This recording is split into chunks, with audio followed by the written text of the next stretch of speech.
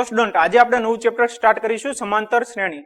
સમાંતર શ્રેણી ચેપ્ટરમાં આપણે જે ભણવાના છીએ તે રોજિંદા જીવનમાં ખૂબ જ ઉપયોગી છે. આપણે એક એક્ઝામ્પલ થી સમજીએ કે કઈ રીતે તે રોજિંદા જીવનમાં ઉપયોગી છે. કે એક્ઝામ્પલ કંઈક એવું છે કે એક સ્કૂલમાં સ્પર્ધા છે. સ્પર્ધામાં શું છે કે સ્પર્ધામાં અહીંયા એક ડોલ છે, ખાલી ડોલ છે અને અમુક ડિસ્ટન્સે બટેકા રાખેલા છે. તો પેલું બટેકું જે છે એ 5 મીટર અંતરે છે અને જે બાકીના બટેકા છે એ 3-3 મીટરે અંતરે છે. તો સ્પર્ધામાં શું છે કે સ્પર્ધામાં શું કરવાનું છે કે જે ડોલ છે એ ડોલ પાસેથી હરીફ સ્ટાર્ટ કરશે. ત્યાંથી એ પેલું બટેકું લે છે, પાછો જઈને ડોલમાં નાખશે, પછી પાછું બીજું બટેકું લે, એ બટેકું લઈને પાછો ડોલમાં નાખશે, પાછું ત્રીજું બટેકું લે, એ બટેકું લઈને પાછો ડોલમાં નાખશે. તો એવી રીતે 10 બટેકા ગોઠવેલા છે.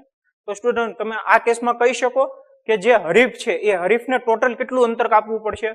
જો આપણે આ સમાંતર શ્રેણી ચેપ્ટર ધ્યાનથી સમજશું તો આપણે કહી શકશું કે જે હરીફ છે એ હરીફને ટોટલ કેટલું અંતર કાપવું પડે. હવે માની લો 10 ની જગ્યાએ 20 બટેકા હોય કે 50 બટેકા હોય, કંઈ પણ બટેકા હોય, તો આપણે ઇઝીલી કહી શકશું કે આ જે હરીફ છે એ હરીફને કેટલું અંતર કાપવું પડે. સમજાઈ ગયું સ્ટુડન્ટ? તો સ્ટુડન્ટ આવી જ રીતે બીજું એક એક્ઝામ્પલ લઈએ. તો આ એક્ઝામ્પલમાં શું થાય છે કે શકીલા તેની પુત્રીના ગલ્લામાં જ્યારે તે 1 વર્ષની હતી ત્યારે તે 100 રૂપિયા મૂકે છે. જ્યારે તે બીજા વર્ષે આવે છે ત્યારે તે 150 રૂપિયા મૂકે છે. જ્યારે તે ત્રીજા વર્ષે આવે છે ત્યારે તે 200 રૂપિયા મૂકે છે. આવી જ રીતે તે આગળ વધે છે. તો સ્ટુડન્ટ આ એક્ઝામ્પલમાં તમે કહી શકો કે જ્યારે શકીલાની પુત્રી 21 વર્ષની હશે ત્યારે તેના ગલ્લામાં ટોટલ કેટલા રૂપિયા જમા થયા હશે કહી શકો. તો સ્ટુડન્ટ તમે શું કરશો કે તમે 100 + 150 + 200 + 250 એવી રીતે 21 પદનો સરવાળો કરશો. આ કંટાળાજનક થઈ જાય છે. જો આપણે આ ચેપ્ટરમાં જે સૂત્ર આવવાના છે એ સૂત્રની મદદથી આપણે 1 મિનિટમાં કહી શકીએ કે 21 વર્ષ પછી જે શકીલા છે એની પુત્રીના ગલ્લામાં કેટલા રૂપિયા ભેગા થયા હશે. સમજાઈ ગયું સ્ટુડન્ટ? તો સ્ટુડન્ટ સમાંતર શ્રેણી કોને કહેવાય તે જાણવા માટે આ જે સંખ્યાઓની યાદી છે તે જોઈએ. તો કઈ આપેલી છે કે 2, 4, 6, 8 અને એના પછીની જે સંખ્યા છે તે તમારે ફાઇન્ડ કરવાની છે. તો કઈ રીતે ફાઇન્ડ કરી શકો કે આ જે પ્રથમ પદ છે તે જુઓ. પ્રથમ પદ કયું છે 2. 2 ની અંદર હવે જો હું 2 ઉમેરું તો મને 4 મળે. 4 ની અંદર જો હું 2 ઉમેરું તો મને 6 મળે. 6 ની અંદર જો હું 2 ઉમેરું તો મને 8 મળે. અને 8 ની અંદર જો હું 2 ઉમેરું તો મને આ જે પદ જે ફાઇન્ડ કરવાનું છે તે મળી જશે. કે 8 ની અંદર જો હું 2 ઉમેરું તો મને 10 મળશે.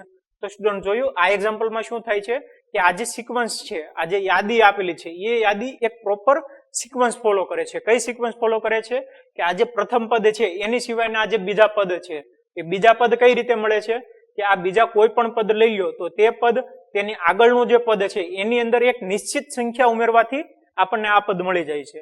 સમજાઈ ગયું કે આ જે સંખ્યાની યાદી છે એ સંખ્યાની યાદી કઈ છે કે એ સંખ્યાની યાદી એક પ્રોપર સિક્વન્સ ફોલો કરે છે. કઈ સિક્વન્સ ફોલો કરે છે કે આમાંથી કોઈ પણ પદ છે એ પદ એની જે આગળની સંખ્યા છે એની આગળની સંખ્યામાં એક નિશ્ચિત સંખ્યા જો એડ કરી દઉં તો મને આ સંખ્યા મળી જાય છે.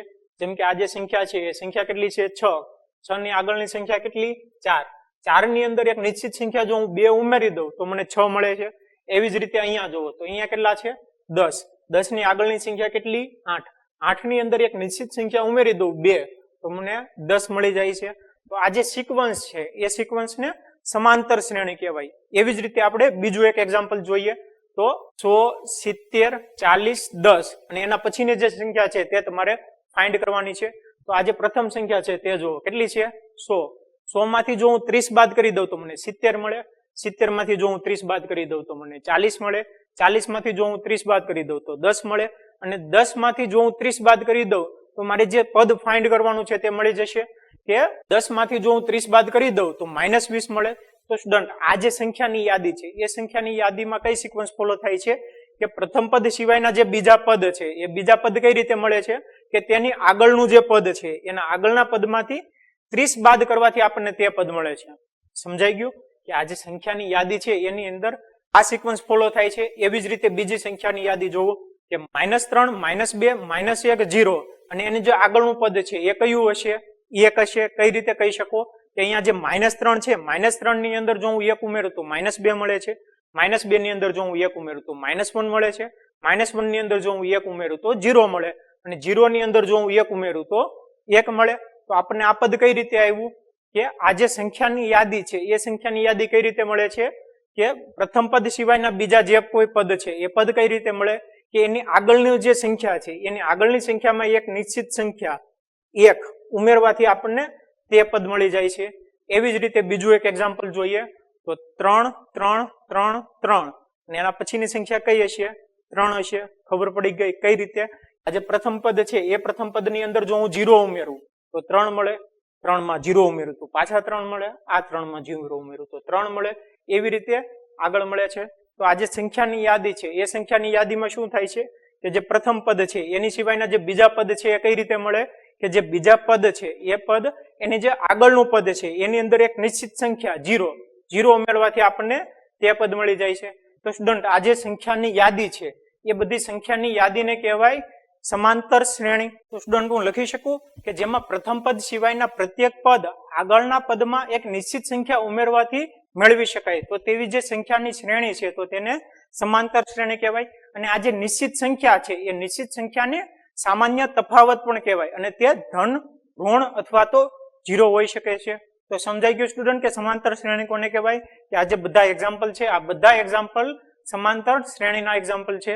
સમજાઈ ગયું સ્ટુડન્ટ? તો સ્ટુડન્ટ હવે આપણે જોઈએ કે સમાંતર શ્રેણીને કઈ રીતે દર્શાવવામાં આવે છે. તો આ જે પ્રથમ પદ છે એ પ્રથમ પદને a1 વડે દર્શાવવામાં આવે છે. આ જે બીજું પદ છે એ બીજા પદને a2 વડે દર્શાવવામાં આવે છે. ત્રીજા પદને a3 વડે દર્શાવવામાં આવે, ચોથા પદને a4 વડે દર્શાવવામાં આવે. એવી જ રીતે કોઈ પણ n-મું પદ હોય તો તેને an વડે દર્શાવવામાં આવે છે. એટલે ગમે ત્યારે જ્યારે a1 હોય તો એનો મતલબ થાય કે પહેલું પદ, a2 હોય તો બીજું પદ, a4 હોય તો ચોથું પદ, a6 હોય તો છઠ્ઠું પદ, a8 હોય તો આઠમું પદ. એવી રીતે દર્શાવવામાં આવે છે. સમજાઈ ગયું સ્ટુડન્ટ?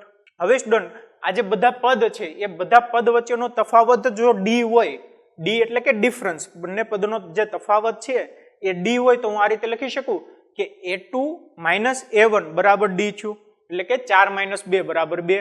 જે 2 કોમન એડ કરવી છે એને શું કહેવાય? તફાવત કહેવાય. એટલે કે a2 - a1 બરાબર d થાય. એવી જ રીતે a3 - a2 બરાબર d થાય. એટલે કે 6 - 4 બરાબર 2. એટલે કે a3 - a2 બરાબર d છું. એવી જ રીતે a4 - a3 બરાબર d છું. હવે સ્ટુડન્ટ આવી જ રીતે હું કોઈ પણ પદ માટે લખી શકું કે માની લો કે કોઈ n-મું પદ હોય તો an માઇનસ n ના પદનું એક આગળનું પદ એટલે કે an - 1 = d છું. હવે માની લો કે n-મું પદ છે 8 એટલે કે a8 - an - 1 એટલે કે 8 - 1 એટલે કે 7, a7 = d. સમજાઈ ગયું સ્ટુડન્ટ? તો આ રીતે લખી શકું. હવે સ્ટુડન્ટ જો પ્રથમ પદને a અને સામાન્ય તફાવતને જો d વડે દર્શાવવામાં આવે તો a1 બરાબર હું a લખી શકું અને a2 બરાબર શું થાય? અહીંયા આપણે જોયું કે a2 - a1 બરાબર d છે તો a2 બરાબર a1 + d છું. સમજાઈ ગયું? a1 બરાબર આપણે a લેવી તો બીજું પદ શું છું? a + d છું. એવી જ રીતે a3 - a2 બરાબર d છે તો a3 = a2 + d છું. a2 ની કિંમત કેટલી છે? a + d એટલે કે a + d + d એટલે કે a + 2d છું. તો આ જે ત્રીજું પદ છે a + 2d છું. એવી જ રીતે ચોથું પદ આવે a + 3d. સમજાઈ ગયું કે પ્રથમ પદ a, બીજું પદ a + d, ત્રીજું પદ a + 2d, ચોથું પદ a + 3d. આવી રીતે n-મું પદ લખી શકું કે a + n - 1 * d. સમજાઈ ગયું કે જો હું પ્રથમ પદને a લઉં અને જે સામાન્ય તફાવત છે તેને હું d લઉં તો પ્રથમ પદ a થાય, બીજું પદ કયું થાય? a + d થાય, ત્રીજું પદ કયું થાય? a + 2d થાય, ચોથું પદ કયું થાય? a + 3d. આવી રીતે n-મું પદ કયું થાય? કે a + n - 1 * d થાય. સમજાઈ ગયું સ્ટુડન્ટ? તો સ્ટુડન્ટ આના ઉપરથી આપણે હવે સમાંતર શ્રેણીનું વ્યાપક સ્વરૂપ છે તે લખી શકીએ કે જો પ્રથમ પદ a અને સામાન્ય તફાવત d હોય તો a, a + d, a + 2d, a + 3d તે સમાંતર શ્રેણી બને છે. તેને સમાંતર શ્રેણીનું વ્યાપક સ્વરૂપ કહેવાય છે. એટલે આ જે બને છે તેને સમાંતર શ્રેણીનું વ્યાપક સ્વરૂપ કહેવાય છે. સમજાઈ ગયું સ્ટુડન્ટ? હવે સ્ટુડન્ટ આપણે અત્યાર સુધી જેટલું ભણ્યા એના બેઝ ઉપર થોડા એક્ઝામ્પલ જોઈએ કે એક્ઝામમાં કઈ ટાઈપના ક્વેશ્ચન પૂછાય છે કે નીચેનામાંથી કઈ શ્રેણી સમાંતર શ્રેણી છે. જો તે સમાંતર શ્રેણી બનાવે તો સામાન્ય તફાવત d અને પછીના 3 પદ લખો. તો આ એક્ઝામ્પલમાં શું છે કે આ એક્ઝામ્પલમાં આપણને શ્રેણી આપેલી છે. એ શ્રેણી સમાંતર શ્રેણી છે કે નહીં તે આપણે કહેવાનું છે. જો કોઈ પણ શ્રેણી સમાંતર શ્રેણી ક્યારે હોય કે જ્યારે તેમના જે બંને પદ છે બધા પદ એ બધા પદ વચ્ચેનો જ્યારે તફાવત સરખો હોય તો તેને સમાંતર શ્રેણી કહેવાય. જો સરખો ન હોય તો તેને સમાંતર શ્રેણી ન કહેવાય. તો સૌથી પહેલા આપણે શું કરીશું કે આ જે શ્રેણી છે એના શ્રેણીના જે પદ છે એ પદ વચ્ચેનો જે તફાવત છે તે આપણે ફાઇન્ડ કરીશું. જો બધા પદ વચ્ચેનો તફાવત સરખો હોય તો એનો મતલબ એમ થાય કે આ જે શ્રેણી છે તે શ્રેણી સમાંતર શ્રેણી છે. સમજાઈ ગયું? તો આ શ્રેણીને જો સમાંતર શ્રેણી સાબિત કરવી હોય તો કઈ રીતે કરી શકીએ કે પદનો તફાવત લેવાનો. તો સૌથી પહેલા તો જો હું a2 માઇનસ a1 લઉં તો કેટલા થાય કે 10 minus 4 10 minus 4 is equal two કેટલા થયા 6. હવે a3 માઇનસ a2 લઉં તો કેટલા થશે ત્રીજું પદ 16 માઇનસ બીજું પદ 10 એટલે કે 6. તફાવત આ બેમાં સરખો આવ્યો. આપણે જેટલા પદ આપ્યા છે એ બધા પદનો તફાવત લઈને ચેક કરવાનું, ખાલી 2 કે 3 પદનો નહીં. જ્યારે નો આવે તો તરત કહી દેવાનું કે નથી, પણ જ્યારે સરખા આવે ત્યારે આપણે બધા પદનો ચેક કરવાનો કે તફાવત સરખો આવે છે કે નહીં. તો હવે a4 માઇનસ a3 એટલે કેટલા થશે 22 માઇનસ 16 ઇઝ ઇક્વલ ટુ 22 માંથી 16 જાય કેટલા વધે 6. તો આ ત્રણેયમાં તફાવત કેટલો આવ્યો સરખો આવ્યો. ડી બરાબર કેટલા આવ્યા 6. એટલે જે હું લખી શકું કે આપેલ શ્રેણી સમાંતર શ્રેણી છે. તો શું છે કે સમાંતર શ્રેણી સાબિત થઈ ગઈ અને સામાન્ય તફાવત ડી શોધવાનો છે. તો સામાન્ય તફાવત ડી કેટલો આવ્યો 6 આવ્યો. અને પછીના 3 પદ લખો. તો આજે 1 2 3 4 પદ આપ્યા છે એના પછીના આપણે 3 પદ લખવાના છે, એટલે કે a5 a6 અને a7.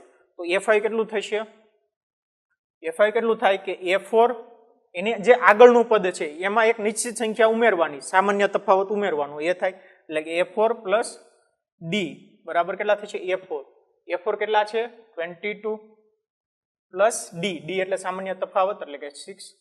તો 22 પ્લસ 6 એટલે કે 28. એવી જ રીતે a6 બરાબર શું થશે a5 પ્લસ ડી. તો a5 કેટલા આવ્યા 28 પ્લસ 6 ઇઝ ઇક્વલ ટુ 34. અને a7 કેટલા થશે a6 પ્લસ ડી. a6 કેટલા 34 પ્લસ 6 એટલે કે 34 પ્લસ 6 40. તો સ્ટુડન્ટ આવી રીતે આપણે જે બીજા 3 પદ છે એ 3 પદ મેળવવાના છે. સમજાઈ ગયું. હવે આપણે બીજી શ્રેણી જોઈએ કે 2 4 8 16 બરાબર.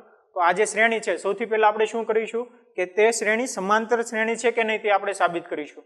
સમાંતર શ્રેણી કઈ રીતે સાબિત થાય કે જે બધા પદ છે એનો તફાવત જો સરખો હોય તો તેને સમાંતર શ્રેણી કહેવાય. તો આપણે તફાવત કાઢીએ તો a2 માઇનસ a1 બરાબર કેટલા થશે 4 માઇનસ 2 ઇઝ ઇક્વલ ટુ 2. અને a3 minus a2 is equal two કેટલા થશે કે 8 માઇનસ 4 ઇઝ ઇક્વલ ટુ 4. તો સ્ટુડન્ટ આ કેસમાં જુઓ કે આ જે પ્રથમ બે પદ વચ્ચેનો તફાવત 2 છે અને ત્રીજા અને બીજા પદ વચ્ચેનો તફાવત 4 છે. બંને સરખા નથી એટલે અહીંયા આપણે અટકી જવાનું કે અહીંયા તફાવત સરખો નથી. એટલે હું આ રીતે લખી શકું કે a2 minus a1 is not equal to a3 minus a2. તો એનો મતલબ એમ થાય કે જે આપેલ શ્રેણી છે તે સમાંતર નથી. સમજાઈ ગયું. કેમ કે જે તફાવત છે એ તફાવત સરખો નથી, એટલે કે આપેલ જે શ્રેણી છે 2 4 8 16 તે શ્રેણી સમાંતર શ્રેણી નથી. સમજાઈ ગયું. હવે આપણે બીજું એક એક્ઝામ્પલ જોઈએ 1 3 9 17. તો આ એક્ઝામ્પલમાં જુઓ, આ એક્ઝામ્પલમાં આપણે તફાવત કાઢીએ તો કેટલો થાય a2 minus a1 3 minus 1 is equal two 2. a3 minus a2 is equal two 9 minus 3 is equal two 6. તો આ કેસમાં પણ જે તફાવત છે તે સરખો નથી. તો લખી શકાય આપેલ શ્રેણી સમાંતર શ્રેણી નથી. સમજાઈ ગયું સ્ટુડન્ટ. તો આવી રીતે એક્ઝામ્પલમાં તમને શ્રેણીઓ આપીએ છીએ અને ચેક કરવાનું છે કે જે આપેલ શ્રેણી છે તે સમાંતર છે કે નહીં. અને હજી આપણે થોડા એક્ઝામ્પલ જોઈએ. તો સ્ટુડન્ટ હવે આપણે નેક્સ્ટ એક્ઝામ્પલ જોઈએ કે એક સિરીઝ આપેલી છે -10 -6 -2 2. તો આ સિરીઝ સમાંતર શ્રેણી છે કે નહીં તે સાબિત કરવા માટે સૌથી પહેલા આપણે શું કરીશું, સૌથી પહેલા તો આપણે ડિફરન્સ મેળવી લઈશું. ડિફરન્સ કઈ રીતે કે a2 minus a1 is equal two -6 minus of -10. તો આ minus into minus minus plus થઈ જાય એટલે કે -6 plus 10 is equal two 10 minus 6 4. બીજું પદ લઈએ કે a3 minus a2 is equal two કેટલા થશે -2 minus of -6 is equal two કેટલા થશે -2 minus plus 6 is equal two 6 minus 2 એટલે કે 4. હજી એક ડિફરન્સ મેળવીએ કે a4 માઇનસ a3 કેટલા છે 2 માઇનસ a3 કેટલા -2 એટલે કે minus plus 2 plus 2 is equal two 4. તો સ્ટુડન્ટ આ કેસમાં જોયું ડિફરન્સ કેટલો આવે છે 4 આવે છે. કે જે સામાન્ય તફાવત છે બધામાં 4 આવે છે. એનો મતલબ શું થાય કે આ જે શ્રેણી છે એ આપેલ શ્રેણી સમાંતર શ્રેણી છે અને એના પછીના જે પદ છે a5 a6 અને a7 એ આપણે મેળવવાના છે. તો a5 a6 અને a7 તમે હોમવર્કમાં મેળવી લેજો. સમજાઈ ગયું? આવી જ રીતે બીજું એક એક્ઝામ્પલ જોઈએ તો 0, -4, -8, -12 આ જે સિરીઝ છે એ સિરીઝનો સામાન્ય તફાવત તમારે મેળવવાનો છે અને કહેવાનું છે કે તે સમાંતર શ્રેણી છે કે નહીં. આ એક્ઝામ્પલ તમારે હોમવર્કમાં કરવાનો છે. સમજાઈ ગયું કે તમે જ્યારે હોમવર્કમાં કરશો તો એનો આન્સર આવશે કે આ જે આપેલ શ્રેણી છે તે સમાંતર શ્રેણી બને છે. સમજાઈ ગયું સ્ટુડન્ટ કે આ જે એક્ઝામ્પલ છે તેમાં સમાંતર શ્રેણી બને છે. આ એક્ઝામ્પલ તમારે હોમવર્કમાં કરવાનો છે. હજી એક એક્ઝામ્પલ જોઈએ કે -2, 2, -2, 2 તો આ જે શ્રેણી છે એમાં આપણે પહેલા સામાન્ય તફાવત મેળવીએ તો કેટલો થશે a2 - a1 એટલે કે 2 -2 is equal to 2 + 2 એટલે કે 4 a3 - a2 મેળવીએ તો a3 કેટલા છે -2 -a2 એટલે કે 2 તો આવે -4 ઉપર આવે છે 4 અને નીચે આવે છે -4 એટલે કે જે સામાન્ય તફાવત છે તે સરખો નથી. એનો મતલબ એમ થાય કે આ જે શ્રેણી છે એ આપેલ શ્રેણી સમાંતર શ્રેણી નથી. હજી આપણે અમુક એવા એક્ઝામ્પલ જોઈએ કે જેમાં અપૂર્ણાંક શ્રેણી આપેલી હોય. અત્યાર સુધી આપણે જોયું કે જેમાં પૂર્ણાંક સંખ્યા આપેલી છે. હવે આપણે જોઈએ કે જેમાં અપૂર્ણાંક સંખ્યા આપેલી હોય તો એ શ્રેણી સમાંતર શ્રેણી બને છે કે નહીં. તો સ્ટુડન્ટ હવે આ બંને એક્ઝામ્પલ જો આ બંને એક્ઝામ્પલમાં શું છે કે આ બંને એક્ઝામ્પલમાં આપણને અપૂર્ણાંક સંખ્યાઓ આપેલી છે શ્રેણીમાં. એટલે કે કોઈ એક શ્રેણી છે તેની અંદર અપૂર્ણાંક સંખ્યાઓ છે 5/2 અને 7/2. તો આ કેસમાં તમારે કહેવાનું છે કે જે આપેલ શ્રેણી છે તે સમાંતર શ્રેણી છે કે નહીં. તો આપણે જે સ્ટેપ્સ હતા એ સેમ સ્ટેપ્સ ફોલો કરવાના છે કે જે બધા પદો છે એ બધા પદો વચ્ચેનો જે તફાવત છે તે તફાવત સરખો થાય છે કે નહીં. તો આપણે ચેક કરીએ કે a2 - a1 a2 કેટલા છે 5/2 અને a1 કેટલા છે 2 a2 - a1 તો ઇઝ ઇક્વલ ટુ કેટલા થશે કે 2 × 2 4 એટલે કે 5 - 4 / 2 તો 5 - 4 કેટલા થશે 1 / 2 થશે. એવી જ રીતે બીજો ડિફરન્સ મેળવીએ a3 - a2 a3 કેટલા 3 - a2 એટલે કે 5 / 2 ઇઝ ઇક્વલ ટુ કેટલા થશે 3 × 2 6 - 5 / 2 ઇઝ ઇક્વલ ટુ 1 / 2. એવી જ રીતે a4 - a3 મેળવીએ તો a4 કેટલા છે 7 / 2 a3 કેટલા 3 તો કેટલા થશે કે 7 - 6 / 2 7 - 6 1 કે 1 / 2. તો આ જે ત્રણેય એક્ઝામ્પલ છે એમાં ડી કેટલો આવ્યો 1 / 2. તો એનો મતલબ એમ છો કે આ જે શ્રેણી છે 2 5/2 3 7/2 તો જે તે શ્રેણી છે તે સમાંતર શ્રેણી છે. તો એવું લખવાનું કે આપેલ શ્રેણી સમાંતર શ્રેણી છે અને જે સામાન્ય તફાવત છે કેટલો છે d બરાબર 1/2. હવે બીજું શું કરવાનું છે કે પછીના ત્રણ પદ મેળવો એટલે કે આપણે a5 a6 અને a7 મેળવવાના છે. a5 a6 અને a7 a5 બરાબર શું થશે a4 + d a4 કેટલા છે 7 / 2 પ્લસ d એટલે કે 1 / 2 તો કેટલા થશે છેદ સરખો એટલે કે 8 / 2 ઇઝ ઇક્વલ ટુ 4. a6 કેટલા થશે કે a5 + d a5 કેટલા 4 + 1 / 2 એટલે કે 4 × 2 = 8 ને 1 9 9 / 2. એવી જ રીતે a6 + d થશે a7 તો a6 કેટલા 9 / 2 + 1 / 2 ઇઝ ઇક્વલ ટુ કેટલા થશે કે 2 સરખા એટલે કે 10 / 2 9 + 1 10 / 2 ઇઝ ઇક્વલ ટુ 5. તો a5 a6 અને a7 જે બાકીના ત્રણ પદ છે તે મળી ગયા. એવી જ રીતે બીજું એક એક્ઝામ્પલ જોઈએ કે -1/2 -1/2 -1/2 -1/2. તો આ એક્ઝામ્પલ જુઓ. આ એક્ઝામ્પલમાં ડાયરેક્ટલી આપણને ખબર પડે છે કે જે બંને પદ છે એ બંનેનો તફાવત કેટલો છે 0 છે. તો તમે મેળવી શકો કે a2 - a1 is equal two a2 કેટલા -1/2 -a1 એટલે કે -1/2 આ માઇનસ માઇનસ પ્લસ અને અહીંયા માઇનસ એટલે કે 0. એવી જ રીતે a3 - a2 કરો તો બી 0 આવશે અને a4 - a3 કરો તો બી 0 આવશે. એટલે જે સામાન્ય તફાવત છે તે કેટલો મળે છે 0 મળે છે. તો એનો મતલબ શું થાય કે આ જે શ્રેણી છે એ આપેલ શ્રેણી સમાંતર શ્રેણી છે અને તમે a5 a6 અને a7 મેળવો તો એ પણ કેટલો થશે કે ઇઝ ઇક્વલ ટુ -1/2 થશે કેમ કે સામાન્ય તફાવત 0 છે. સમજાઈ ગયું સ્ટુડન્ટ? હવે આપણે એવી શ્રેણી જોઈએ કે જેમાં પદ જે છે એ પોઈન્ટમાં આપેલા હોય બરાબર. હવે સ્ટુડન્ટ આ બંને શ્રેણી જોવો તો આ બંને શ્રેણીમાં શું છે કે જે પદ છે તે પદ પોઈન્ટમાં આપેલા છે.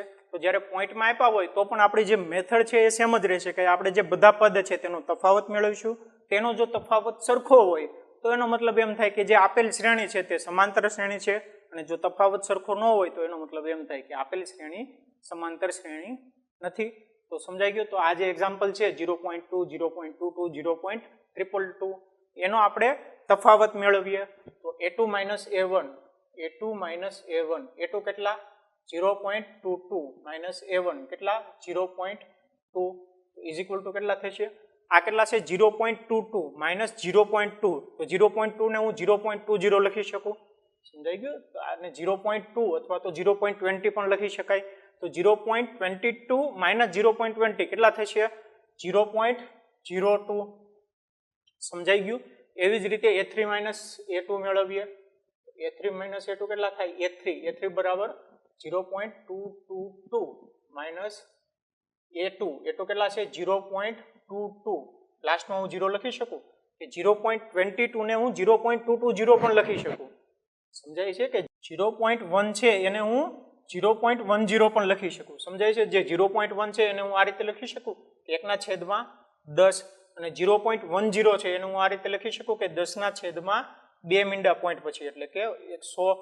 તો આ બંને ઉડી ગયા તો ઇઝ ઇક્વલ ટુ 1/10 થયો.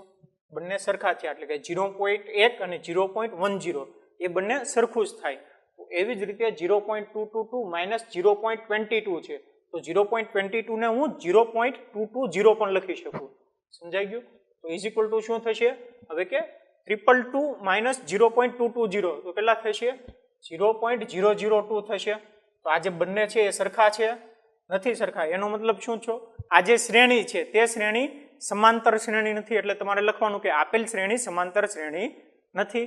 હવે સ્ટુડન્ટ આ એક્ઝામ્પલ જો તો આ એક્ઝામ્પલમાં શું છે કે -1.2, -3.2, -5.2, -7.2.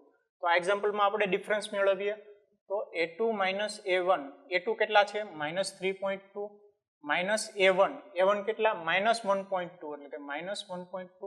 આ માઇનસ માઇનસ પ્લસ થઈ જશે તો is equal two -3.2 minus plus 1.2 is equal two કેટલા થશે 1.2 - 3.2 એટલે કે 1.2 - 3.2. તો 2 માંથી 2 જાય તો 0. આ પોઈન્ટ એમણે 1 - 3 એટલે કે -2. તો -2.0 વધ્યા -2.0. એવી જ રીતે આપણે a3 - a2 મેળવીએ તો a3 કેટલા છે -5.2. આ માઇનસ a2 કેટલા -3.2 ઇઝ ઇક્વલ ટુ કેટલા થશે માઇનસ માઇનસ પ્લસ એટલે કે -5.2 પ્લસ 3.2 તો કેટલા થશે કે 3.2 - 5.2 તો 0.3 - 5 એટલે કે -2. તો -2.0 વધ્યા. બંનેમાં સરખા મળે છે એટલે હજી આપણે આગળ એક તફાવત લઈએ કે a4 - a3 કેટલા થશે a4 એટલે કે -7.2 -a3 એટલે કે -5.2 ઇઝ ઇક્વલ ટુ કેટલા થશે માઇનસ માઇનસ પ્લસ એટલે કે -7.2 પ્લસ 5.2. તો આ પણ તફાવત -2.0 જ થશે. તો આ જે ત્રણને કેસ છે ત્રણે કેસમાં તફાવત કેટલો છે સરખો છે. એનો મતલબ શું થાય કે આ જે શ્રેણી છે એ શ્રેણી સમાંતર શ્રેણી છે. એટલે તમારે લખવાનું કે આપેલ શ્રેણી સમાંતર શ્રેણી છે. હવે આપણે a5 a6 અને a7 મેળવીએ. જે પછીના ત્રણ પદ છે તે મેળવવાના છે. તો a5 કેટલો થશે a4 પ્લસ d. a4 કેટલો છે -7.2 પ્લસ d એટલે કે -2.0 ઇઝ ઇક્વલ ટુ કેટલા થશે કે -7.2 પ્લસ ઓર માઇનસ એટલે કે -2.0 થશે. તો આન્સર આવશે -9.2. એવી જ રીતે a6 is equal two a5 plus d. a5 કેટલા છે -9.2 પ્લસ d એટલે કે -2.0. તો 9.2 - 2.0 -9.2 - 2.0 ઇઝ ઇક્વલ ટુ કેટલા થશે કે -9 અને -2 એટલે કે -11.2. એવી જ રીતે a7 is equal two a6 plus d. a6 કેટલા થશે -11.2 પ્લસ d એટલે કે -2.0 ઇઝ ઇક્વલ ટુ કેટલા થશે કે -13.2. તો સ્ટુડન્ટ આવી રીતે જ્યારે પોઈન્ટમાં આપ્યા હોય તો ત્યારે તમારે જે આપેલ શ્રેણી છે તે કહેવાનું છે કે તે સમાંતર શ્રેણી છે કે નહીં, અને જો હોય તો આવી રીતે ત્રણ પદ ફાઇન્ડ કરવાના છે. સમજાઈ ગયું સ્ટુડન્ટ? હવે સ્ટુડન્ટ આ બંને એક્ઝામ્પલ ઉપરથી ખબર પડે કે જ્યારે શ્રેણી છે તેના પદ જે છે એ પોઈન્ટમાં આપેલા હોય તો એનો મતલબ એમ નથી થતો કે તે સમાંતર શ્રેણી બનતી જ નથી, ઘણીવાર તે સમાંતર શ્રેણી પણ બને. સમજાઈ ગયું સ્ટુડન્ટ? હવે આપણે એવા શ્રેણી જોઈએ કે જેની અંદર જે પદ છે એ વર્ગમાં આપેલા હોય. હવે સ્ટુડન્ટ હવે આપણે આ બંને એક્ઝામ્પલ જોઈએ તો આ બંને એક્ઝામ્પલમાં શું છે કે જે પદ છે એ પદ તેની જે સંખ્યા છે એના વર્ગના સ્વરૂપમાં આપેલા છે, તો પણ આપણી જે મેથડ છે તે સેમ જ રહેશે. શું કરીશું? જે પદોનો તફાવત છે તે મેળવીશું. તો a2 - a1 કેટલા થશે? કે 2 નો વર્ગ માઇનસ 1 નો વર્ગ. 2 નો વર્ગ કેટલો? 4 માઇનસ 1 નો વર્ગ 1 બરાબર 3. a3 - a2 શું થશે? a3 એટલે કે 5 નો વર્ગ માઇનસ 2 નો વર્ગ. 5 નો વર્ગ કેટલો? 25 માઇનસ 2 નો વર્ગ કેટલો? 4 ઇઝ ઇક્વલ ટુ કેટલા થશે? 21. તો આ જે સામાન્ય તફાવત છે તે સરખો નથી. એનો મતલબ શું થયો? કે આપેલ શ્રેણી સમાંતર શ્રેણી નથી. હવે એવો જ બીજો એક એક્ઝામ્પલ જોઈએ. આ એક્ઝામ્પલમાં જો શું થાય છે કે a2 - a1 મેળવીએ. a2 - a1 is equal two કેટલા થશે? a2 એટલે કે 5 નો વર્ગ માઇનસ 1 નો વર્ગ. 5 નો વર્ગ કેટલો? 25 માઇનસ 1 24. a3 - a2 મેળવીએ. a3 કેટલા થશે? 7 નો વર્ગ માઇનસ a2 એટલે કે 5 નો વર્ગ ઇઝ ઇક્વલ ટુ કેટલા થશે? 7 નો વર્ગ 49 માઇનસ 5 નો વર્ગ એટલે કે માઇનસ 25. 49 - 25 કેટલા થશે? 24. હવે આગળ જોઈએ. આ બંને તફાવત સરખા છે એટલે જે આગળ ચેક કરવાનું કે a4 - a3. a4 કેટલા છે? 73 માઇનસ a3. a3 કેટલા છે? 7 નો વર્ગ. 73 માઇનસ 7 નો વર્ગ એટલે કે 49 ઇઝ ઇક્વલ ટુ કેટલા થશે? 24. તો સ્ટુડન્ટ આ એક્ઝામ્પલમાં જુઓ તો આ એક્ઝામ્પલમાં શું થાય છે કે જે પદો છે એ પદોનો તફાવત કેટલો છે? સરખો છે 24. એનો મતલબ જે ડી છે સામાન્ય તફાવત તે કેટલો થાય છે? 24. તો એનો મતલબ શું થયો કે જે આપેલ શ્રેણી છે કે આપેલ શ્રેણી સમાંતર શ્રેણી છે. જો સમાંતર શ્રેણી હોય તો આપણે શું કરવાનું છે? a5 a6 અને a7 મેળવવાનું છે. તો a5 કેટલા થશે? કે 73 પ્લસ 24 ઇઝ ઇક્વલ ટુ આનો આન્સર તમે મેળવી લેજો. અને એવી જ રીતે a6 અને a7 મેળવજો. તો સ્ટુડન્ટ આ એક્ઝામ્પલમાં જુઓ. આ એક્ઝામ્પલમાં શું થાય છે કે જ્યારે સંખ્યાનો વર્ગ આપેલો હોય એનો મતલબ એમ નથી થતો કે આપેલ શ્રેણી છે તે સમાંતર શ્રેણી નથી બનતી. ઘણીવાર જે શ્રેણી છે તે સમાંતર શ્રેણી પણ બને છે. તમારે એક્ઝામ્પલમાં ચેક કરવાનું છે, બધા પદોનો તફાવત મેળવવાનો છે અને ચેક કરવાનું છે કે તે શ્રેણી સમાંતર શ્રેણી બને છે કે નહીં. તમારે ડાયરેક્ટલી જ્યારે સંખ્યાનો વર્ગ આવે તો તે વર્ગ જોઈને કઈ નથી દેવાનું કે આપેલ શ્રેણી સમાંતર શ્રેણી નથી એમ. અને ઘણીવાર શક્ય છે પણ સમાંતર શ્રેણી, જેમ કે આ એક્ઝામ્પલ જોવો તો એમાં શક્ય છે. સમજાઈ ગયું સ્ટુડન્ટ? હવે આપણે એવી શ્રેણી જોઈએ કે જેની અંદર જે પદ છે એ પદ વર્ગમૂળમાં હોય. તો એક્ઝામ્પલ જોઈએ કે જેમાં પદ વર્ગમૂળમાં હશે. હવે સ્ટુડન્ટ આ બંને શ્રેણી જોવો તો આ બંને શ્રેણીમાં શું છે કે જે સંખ્યા છે તેના જે પદ છે તે વર્ગમૂળમાં છે. આપણે સમાંતર શ્રેણી સાબિત કરવા માટે શું કરીશું કે જે બધા પદોનો તફાવત છે જો તે સરખો હોય તો આપેલ શ્રેણી સમાંતર શ્રેણી છે અને જો ન હોય તો નથી. તો આપણે પહેલા a2 - a1 મેળવીએ. a2 - a1 કેટલા થશે? a2 એટલે વર્ગમૂળમાં 8 માઇનસ a1 એટલે વર્ગમૂળમાં 2 ઇઝ ઇક્વલ ટુ કેટલા થશે? હવે વર્ગમૂળમાં 8 છે તો એને હું આ રીતે લખી શકું કે વર્ગમૂળમાં 4 ગુણ્યા 2 બરાબર. આને હું વર્ગમૂળમાં 4 ગુણ્યા વર્ગમૂળમાં 2 લખી શકું. ઇઝ ઇક્વલ ટુ કેટલા થયા? વર્ગમૂળમાં 4 નો મતલબ શું થાય? 2 × √2 બરાબર. તો 2 √2 લખી શકું.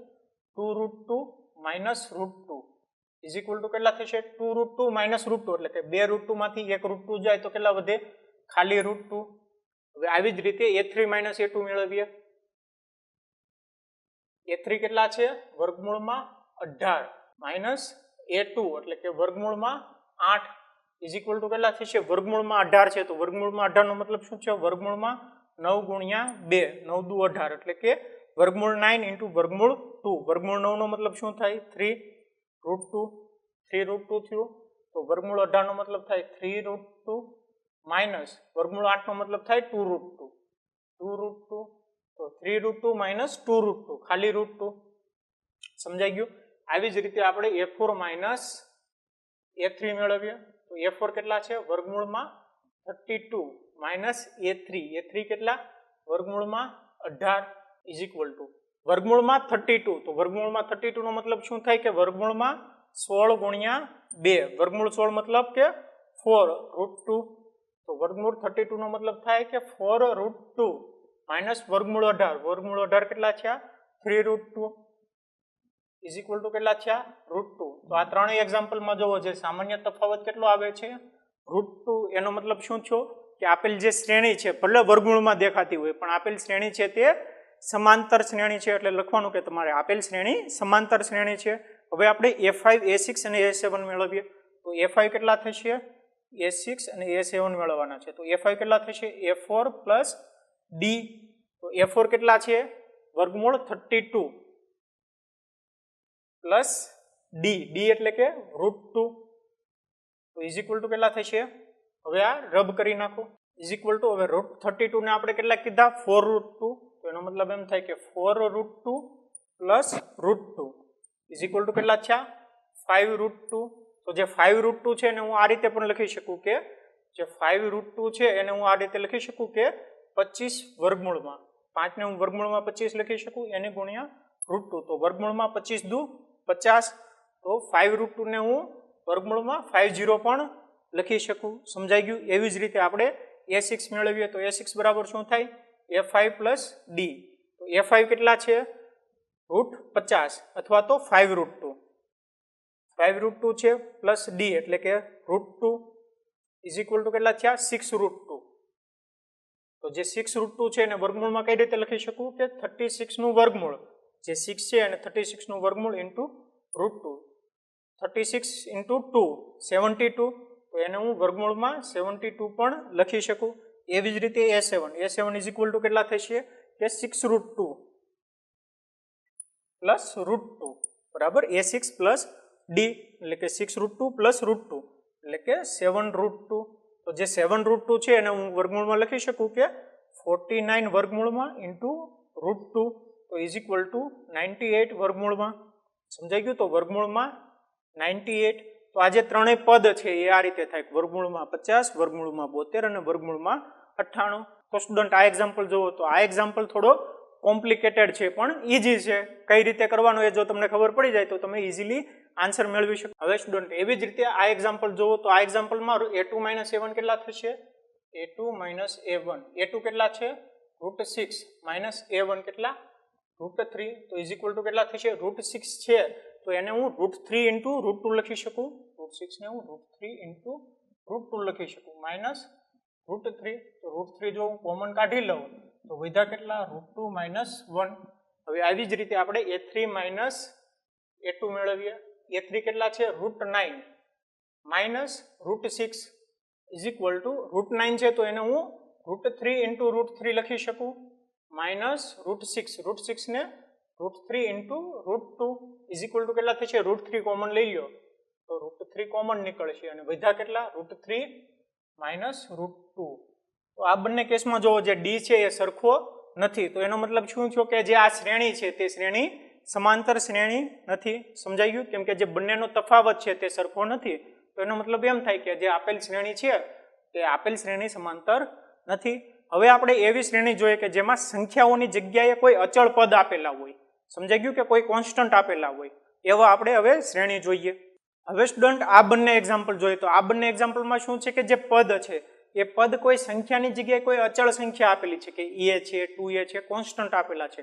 તો આ કેસમાં પણ સેમ જ મેથડ ફોલો કરીશું કે A2 - A1 મેળવીએ. A2 - A1 શું થશે કે A2 એટલે કે 2a - A1 એટલે કે a. તો 2a - a કેટલા થશે? a. A3 - A2 મેળવીએ. A3 - A2. A3 કેટલા છે? 3a માઇનસ A2 એટલે કે 2a. તો 3a - 2a કેટલા થશે? a. એવી જ રીતે A4 - A3 મેળવીએ. તો A4 એટલે કે 4a - A3 એટલે કે 3a. તો 4a - 3a એટલે કે ખાલી a. તો જે તફાવત આવ્યો D બરાબર કેટલો આવ્યો? a. હવે જે તફાવત છે એવું જરૂરી નથી કે કોઈ સંખ્યા જ હોવી જોઈએ કે 1 2 3 એવી સંખ્યા હોવી જોઈએ એવું જરૂરી નથી. આવી રીતે અચળ સંખ્યાઓ પણ હોઈ શકે. તો એનો મતલબ શું થાય કે જે આપેલ સંખ્યાની જે શ્રેણી છે તે સમાંતર શ્રેણી છે. હવે આપણે A5 A6 અને A7 મેળવીએ. તો A5 ઇઝ ઇક્વલ ટુ કેટલા થશે કે A4 પ્લસ D. A4 કેટલો છે? 4a પ્લસ D કેટલો તફાવત? a is equal two 5a. તો એવી જ રીતે A6 બરાબર શું થશે? A5 plus D. A5 કેટલા છે? 5a પ્લસ તફાવત a is equal two 6a. એવી જ રીતે a7 is equal two a6 plus d. તો a6 કેટલા 6a પ્લસ d એટલે કે a ઇઝ ઇક્વલ ટુ 700. આવી જ રીતે બીજું એક એક્ઝામ્પલ જોઈએ તો a સ્ક્વેર a ક્યુબ. તો આ એક્ઝામ્પલમાં પણ આપણે તફાવત મેળવીએ તો a2 માઇનસ a1 કેટલા થશે a2 એટલે કે a નો વર્ગ માઇનસ a1 એટલે કે a ઇઝ ઇક્વલ ટુ કેટલા થશે a કોમન લઈ લો તો a minus 1. a3 minus a2 મેળવીએ તો a3 કેટલા છે a no cube minus a2 એટલે કે a નો વર્ગ ઇઝ ઇક્વલ ટુ કેટલા થશે a નો વર્ગ કોમન લઈ લો તો વધ્યા કેટલા a માઇનસ 1. તો આ જે બંને કેસમાં d જે છે એ સરખો નથી. તો એનો મતલબ શું છે તો આ જે શ્રેણી છે તે શ્રેણી સમાંતર શ્રેણી નથી. તો આપેલ શ્રેણી સમાંતર શ્રેણી નથી. કેમ? કેમ કે આ જે તફાવત છે તે તફાવત સરખો નથી. તો સ્ટુડન્ટ આવી રીતે એક્ઝામમાં તમને ક્વેશ્ચન પૂછાશે તમારે કહેવાનું છે કે જે આપેલ શ્રેણી છે તે સમાંતર શ્રેણી છે કે નહીં, અને જો હોય તો એના પછીના જે 3 પદ છે તે ફાઇન્ડ કરવાના. તમારે કઈ રીતે કહેવાનું કે જેટલા પદ આપેલા હોય એ બધા પદનો તફાવત લેવાનો.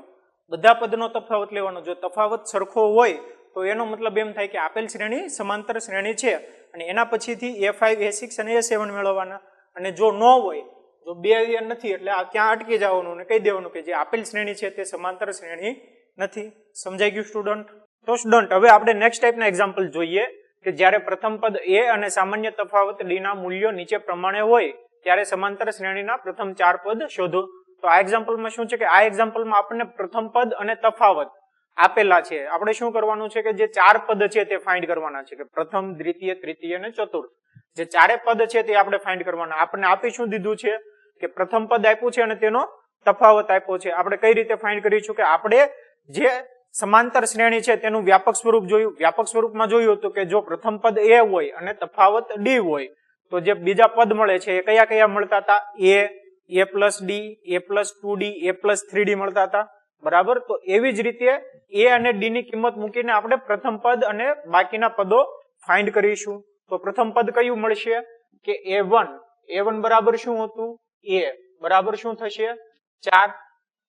a2 બરાબર શું હતું કે a plus d is equal two શું થશે? a એટલે કે 4 પ્લસ d એટલે કે -3 ઇઝ ઇક્વલ ટુ શું થશે કે 4 પ્લસ ઓર માઇનસ એટલે માઇનસ સાઇન 4 minus 3 1. a3 ને હું a2 plus d પણ લખી શકું અથવા તો a plus 2d પણ લખી શકું. બે માંથી કોઈ પણ લખો આન્સર આવી જાય. કે a2 plus d લખો તો શું થશે? a2 એટલે કે 1 plus d એટલે કે -3 તો ઇઝ ઇક્વલ ટુ કેટલા થયા? -2 થયા. હવે a2 plus d ની જગ્યાએ હું a plus 2d પણ લખી શકું, તો અથવા આ પણ રીતે લખી શકું કે a plus 2 into d is equal two કેટલા થશે? a એટલે કે 4 પ્લસ 2 into d એટલે કે -3 ઇઝ ઇક્વલ ટુ કેટલા થશે? 4. 3 into 2 6 અને પ્લસ ઓર માઇનસ એટલે કે માઇનસ સાઇન એટલે કે 4 - 6 ઇઝ ઇક્વલ ટુ -2. તો -2 અને -2 આન્સર આવ્યા. સમજાઈ ગયું સ્ટુડન્ટ? તો a3 બરાબર હું a2 plus d પણ લખી શકું અથવા તો a plus 2d પણ લખી શકું. કોઈ પણ મૂકો આન્સર આવી જાય.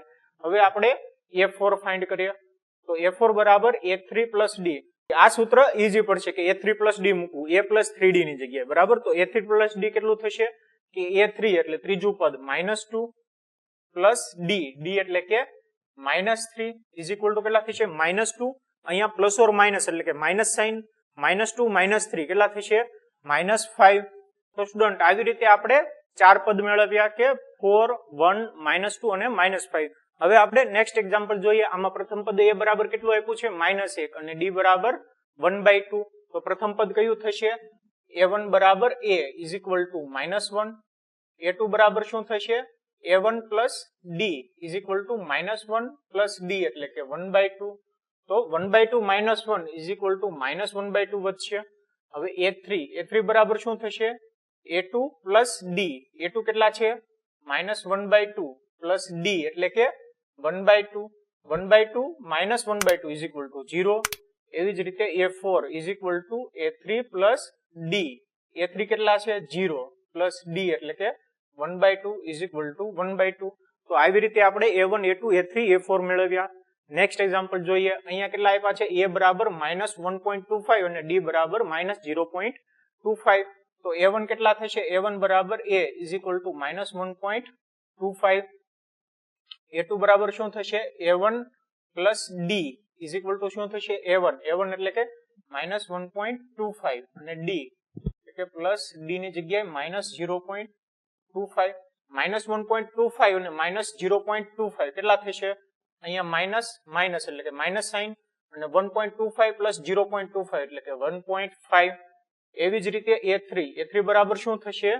કે a2 plus d is equal two શું થશે? a2 બરાબર કેટલા છે? -1.5 પ્લસ d બરાબર -0.25 ઇઝ ઇક્વલ ટુ કેટલા થશે? હવે -1.5 પ્લસ ઓર માઇનસ એટલે કે માઇનસ સાઇન આવશે -0.25. 1.5 પ્લસ 0.25 કેટલા થશે? કે 1.75. નિશાની માઇનસ. સમજાઈ ગયું કે અહીંયા માઇનસ સાઇન છે અને અહીંયા માઇનસ સાઇન છે એટલે સરવાળો થશે અને માઇનસ ની નિશાની લાગશે. એવી જ રીતે a4 મેળવો. a4 is equal to a3 plus d. a3 કેટલા છે? -1.75 પ્લસ d ની જગ્યાએ -0.25 ઇઝ ઇક્વલ ટુ કેટલા થશે? કે -2.0. સમજાઈ ગયું? તો સ્ટુડન્ટ આવી રીતે આપણે a1 a2 a3 અને a4 ની કિંમત મેળવી. હજી એક એક્ઝામ્પલ જોવો તો આ એક્ઝામ્પલ જોવો. આ એક્ઝામ્પલમાં શું છે કે a બરાબર -2 અને d બરાબર 0. તો જો a બરાબર -2 હોય તો a1 કેટલા થશે? કે a1 બરાબર a is equal two -2. a2 is equal two a1 plus d is equal two કેટલા થશે? a1 એટલે કે -2 પ્લસ d કેટલા આપ્યા છે? 0 એટલે 0 is equal two -2. a3 is equal two a2 plus d is equal two કેટલા થશે? a2 એટલે કે -2 પ્લસ d એટલે કે 0 ઇઝ ઇક્વલ ટુ કેટલા થશે? -2. a4 જોવો ઇઝ ઇક્વલ ટુ કેટલા થશે? a3 plus d is equal to a3 એટલે કે -2 પ્લસ 0 ઇઝ ઇક્વલ ટુ -2. અહીંયા ક્લિયર છે કે ડિફરન્સ કેટલો છે? 0 છે એટલે બધાય પદ કેવા હશે? સરખા જ હશે. -2 -2 -2 -2 a1 a2 a3 a4. તો સ્ટુડન્ટ આવી જ રીતે ઘણીવાર એક્ઝામમાં તમને ક્વેશ્ચન પૂછાય છે. સમજાઈ ગયું? તો સ્ટુડન્ટ હવે આપણે નેક્સ્ટ ટાઈપના એક્ઝામ્પલ જોઈએ કે જ્યારે પ્રથમ પદ a અને સામાન્ય તફાવત d ના મૂલ્યો નીચે પ્રમાણે હોય ત્યારે સમાંતર શ્રેણીના પ્રથમ 4 પદ શોધો. તો આ એક્ઝામ્પલમાં શું છે કે આ એક્ઝામ્પલમાં આપણને પ્રથમ પદ અને તફાવત આપેલા છે. આપણે શું કરવાનું છે કે જે 4 પદ છે તે ફાઇન્ડ કરવાના છે કે પ્રથમ, દ્વિતીય, તૃતીય અને ચતુર્થ.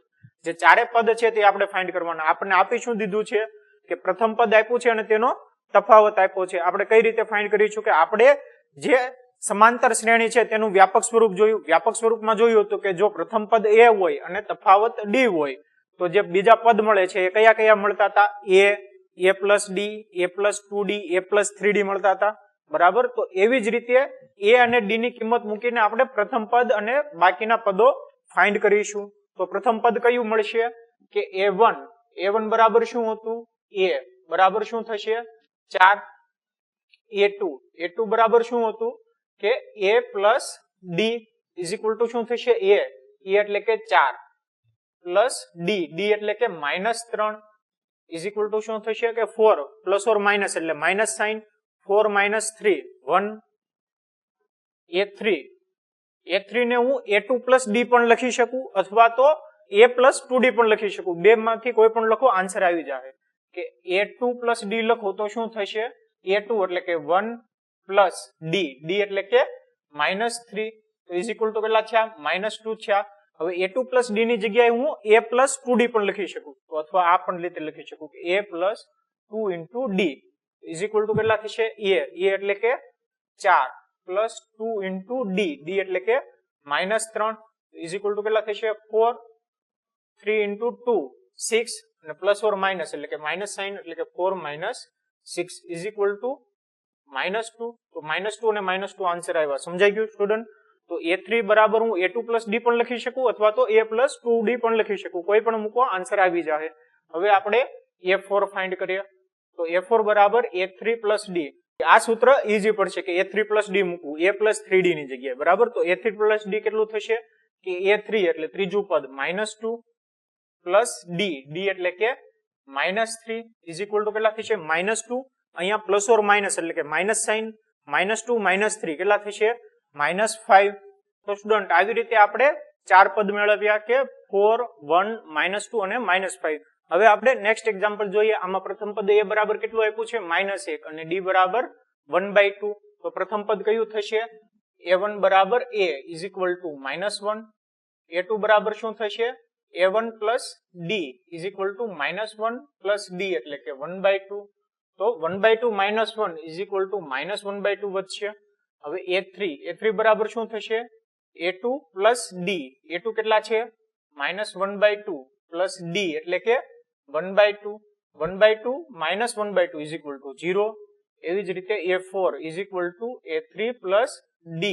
a3 કેટલા છે? 0 પ્લસ d એટલે કે 1/2 ઇઝ ઇક્વલ ટુ 1/2.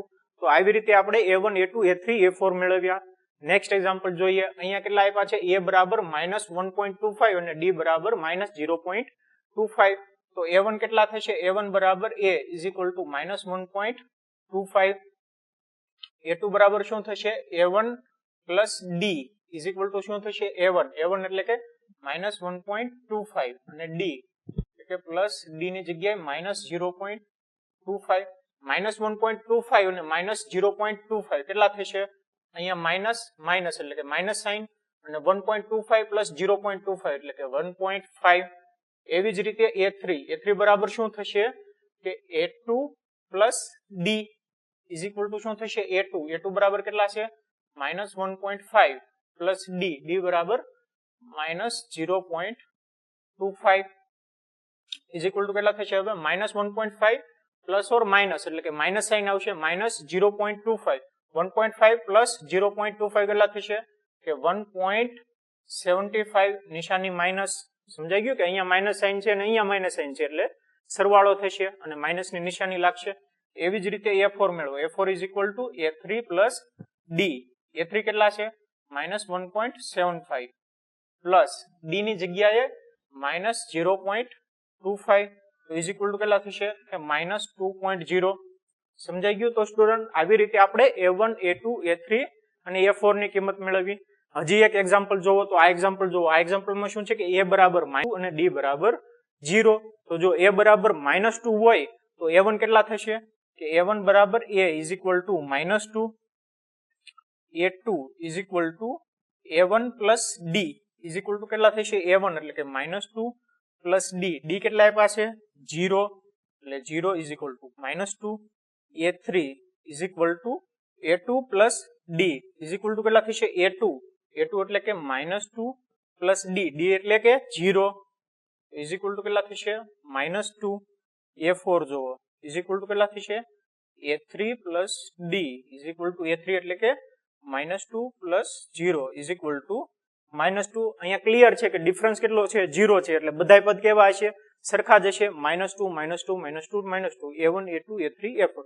તો સ્ટુડન્ટ આવી જ રીતે ઘણીવાર એક્ઝામમાં તમને ક્વેશ્ચન પૂછાય છે. સમજાઈ ગયું? તો સ્ટુડન્ટ હવે આપણે નેક્સ્ટ ટાઈપના એક્ઝામ્પલ જોઈએ કે નીચે આપેલ સ્થિતિમાંથી કઈ સ્થિતિમાં સંખ્યાની યાદી સમાંતર શ્રેણી બને છે અને કેમ. એમાં પહેલી સ્થિતિ એવી છે કે ટેક્સીનું ભાડું પ્રથમ કિલોમીટર માટે ₹15 અને પછીના વધારાના પ્રત્યેક કિલોમીટર માટે ₹8 છે.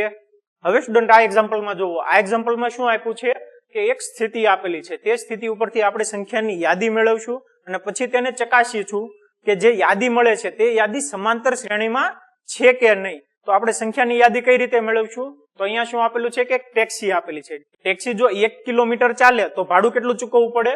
₹15. હવે ટેક્સી જો 2 કિલોમીટર ચાલે છે તો ભાડું કેટલું ચૂકવવું પડે? 15 વત્તા ₹8. હવે ટેક્સી જો 3 કિલોમીટર ચાલે તો ભાડું કેટલું ચૂકવવું પડે?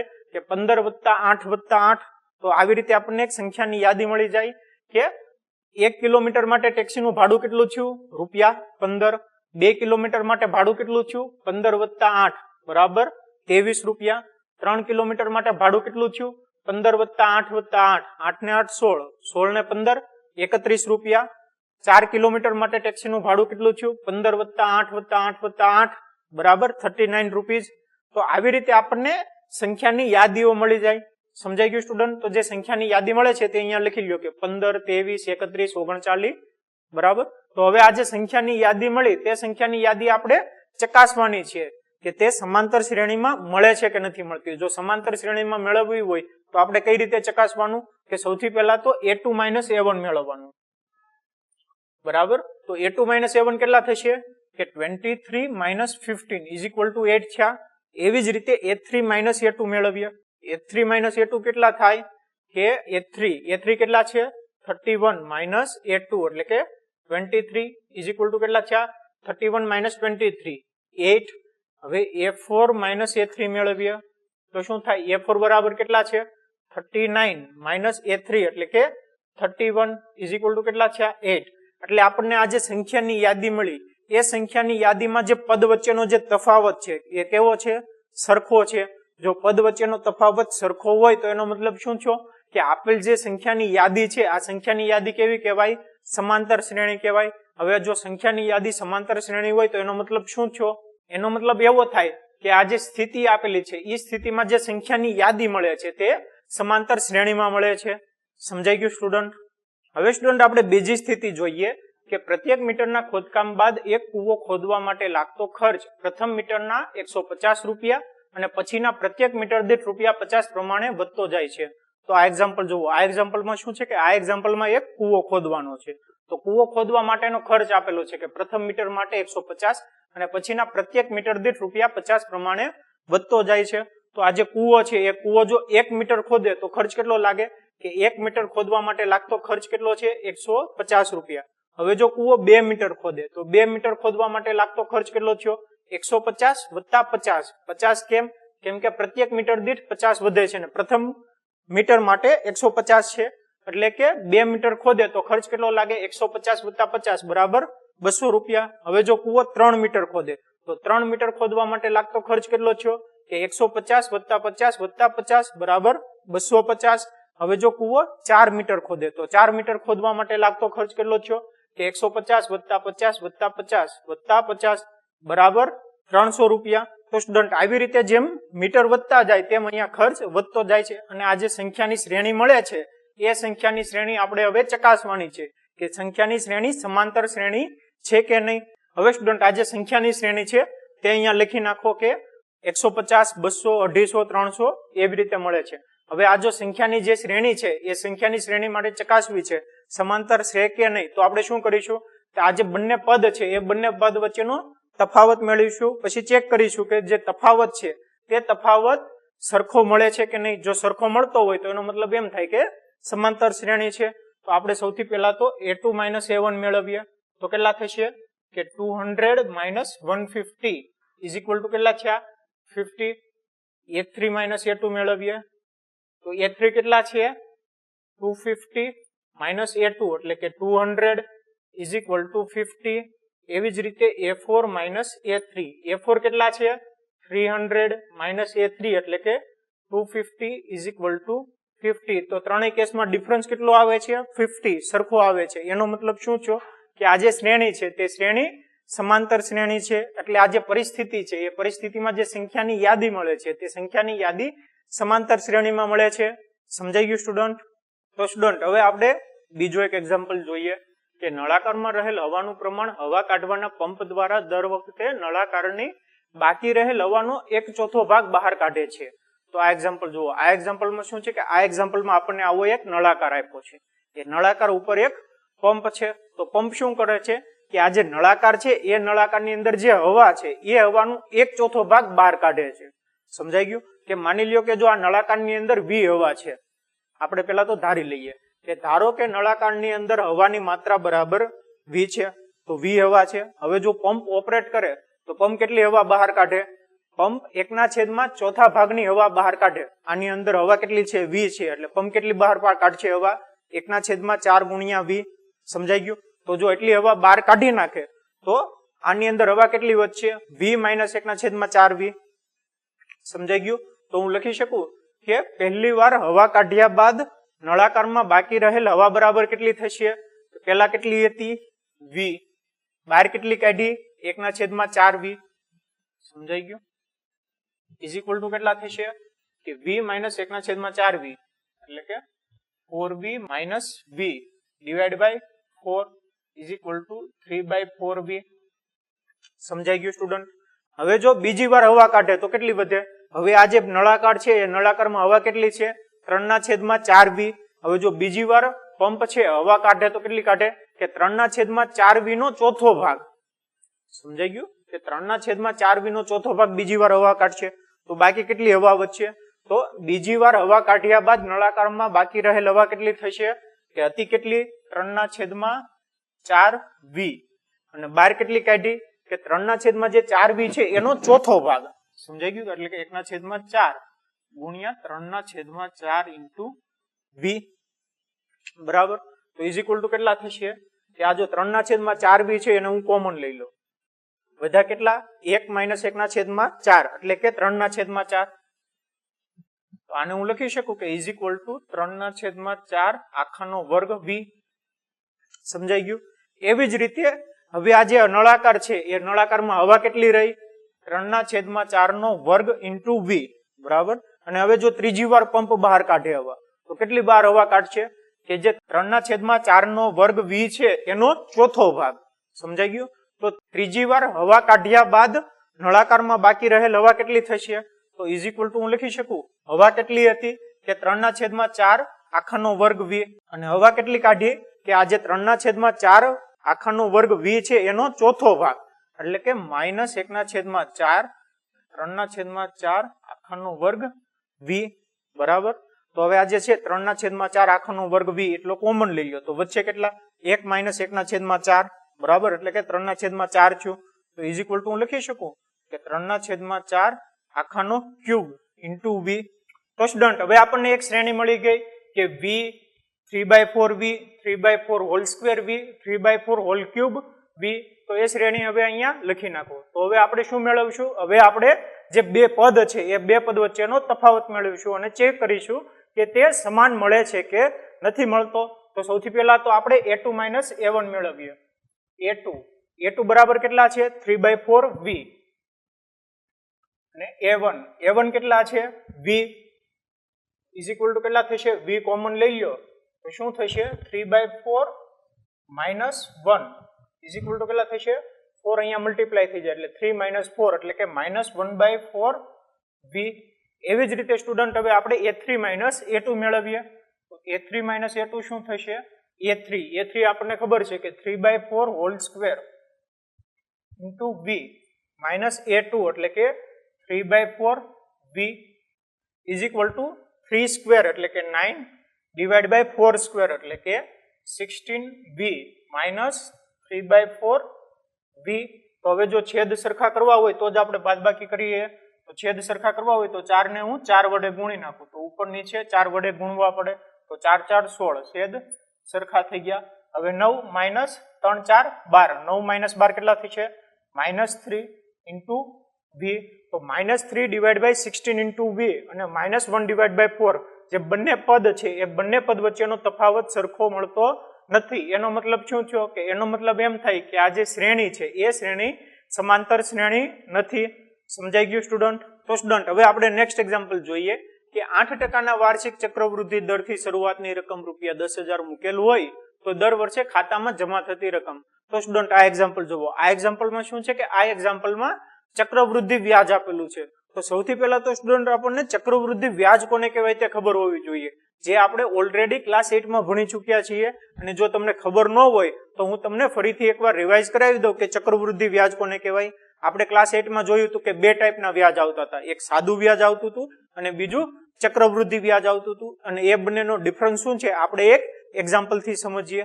હવે માની લ્યો કે 1000 રૂપિયા છે, એ 1000 રૂપિયા 10% વાર્ષિક વ્યાજ દરે 2 વર્ષ માટે મૂકેલા છે. તો એનું વ્યાજ કેટલું થાય તે આપણે જોઈએ. અને આ સેમ એક્ઝામ્પલ જો ચક્રવૃદ્ધિ વ્યાજે મૂકેલા હોય તો શું થાય તે આપણે જોઈએ. જો 1000 રૂપિયા 10% વાર્ષિક દરે 2 વર્ષ માટે મૂક્યા હોય તો વ્યાજ કેટલું થાય? તો સાદું વ્યાજ ગણીએ તો વ્યાજ બરાબર થાય પ્રિન્સિપલ અમાઉન્ટ એટલે કે 1000 ગુણ્યા વ્યાજ દર એટલે કે 10% ભાગ્યા 100 ગુણ્યા કેટલા ટાઈમ પીરિયડ માટે મૂકેલા છે તે. તો 2 વર્ષ માટે મૂકેલા છે એટલે કે 2. તો 10 0 0 ઉડી ગયા, 0 0 ઉડી ગયા. તો કેટલા વધ્યા? 200. તો વ્યાજ કેટલું આવ્યું? 200 રૂપિયા. એટલે 2 વર્ષ પછી રકમ કેટલી થશે? કે 1000 વત્તા 200 ઇઝ ઇક્વલ ટુ કેટલા થશે? 1200. અને જે ચક્રવૃદ્ધિ વ્યાજ માટે હવે જો ગણીએ, જો 1000 રૂપિયા દર વાર્ષિક વ્યાજ દરે 2 વર્ષ માટે જો ચક્રવૃદ્ધિ વ્યાજ દરે મૂકેલા હોય તો ચક્રવૃદ્ધિ વ્યાજને કહેવાય વ્યાજનું પણ વ્યાજ. જે ચક્રવૃદ્ધિ વ્યાજ હોય તેને વ્યાજનું પણ વ્યાજ કહેવાય. તો એનો મતલબ એમ થાય કે જે એક વર્ષ માટે વ્યાજ ગણવાનું હોય. ચક્રવૃદ્ધિ વ્યાજમાં શું કરવાનું હોય કે એક વર્ષ માટે વ્યાજ ગણવાનું હોય કે 1000 રૂપિયા છે ગુણ્યા વ્યાજ દર 10/100. પહેલા વર્ષ માટે તો કેટલો થશે? 0 ઉડી ગયા, વધ્યા કેટલા? 100. તો રકમ કેટલી થશે? એક વર્ષ પછી થશે 1000 + 100. 100 વ્યાજ એડ થઈ જશે એટલે કે 1000 + 100 બરાબર 1100. તો હવે આજે 1100 આવે છે એ 1100 ઉપર ફરીથી 10% વ્યાજ લાગશે. તો બીજા વર્ષ માટે વ્યાજ કેટલું થશે કે 1100 ગુણ્યા 10/100. 0 ઉડી ગયા તો વધ્યા કેટલા? 110 રૂપિયા વ્યાજ આવશે. તો એનો મતલબ એમ છો કે 2 વર્ષ પછી રકમ કેટલી થશે? 1100 + 110 બરાબર કેટલા થશે કે 0 1 2 1 એટલે કે 1210 રૂપિયા. હવે જો સાદા વ્યાજ હોય તો કેટલા હતા? 1200 રૂપિયા. અને જો ચક્રવૃદ્ધિ વ્યાજ હોય તો કેટલા રહેશે 2 વર્ષના અંતે? 1210 રૂપિયા. તો સ્ટુડન્ટ ડિફરન્સ ખબર પડી કે જે સાદું વ્યાજ હોય એ સાદું વ્યાજમાં ડાયરેક્ટલી વ્યાજ કેલ્ક્યુલેટ કરી નાખવાનું ને જેટલો સમયગાળો હોય એના વડે ગુણી નાખવાના. પણ ચક્રવૃદ્ધિ વ્યાજ હોય તો શું ગણવાનું કે દર વર્ષે વ્યાજ ગણવામાં આવે અને દર વર્ષના અંતે જે વ્યાજ આવે છે તો જે વ્યાજ છે એ વ્યાજ પ્રિન્સિપલ અમાઉન્ટમાં એડ થઈ જાય. પ્રિન્સિપલ અમાઉન્ટ એટલે કે મુદ્દલ રકમ. સમજાઈ ગયું સ્ટુડન્ટ? તો પહેલા વર્ષના અંતે 100 રૂપિયા વ્યાજ આવે છે તો 100 રૂપિયા વ્યાજ મુદ્દલ રકમ જે છે એમાં એડ થઈ જાય છે એટલે કે 1100 આવે છે. પછી જે 1100 કિંમત આવે છે તેનું ફરીથી વ્યાજ ગણવામાં આવે છે. સમજાઈ ગયું સ્ટુડન્ટ? તો આવી રીતે જો વ્યાજ ગણે તો એના માટેનું એક સૂત્ર છે જે તમે ક્લાસ 8 માં ભણી ચુક્યા છો.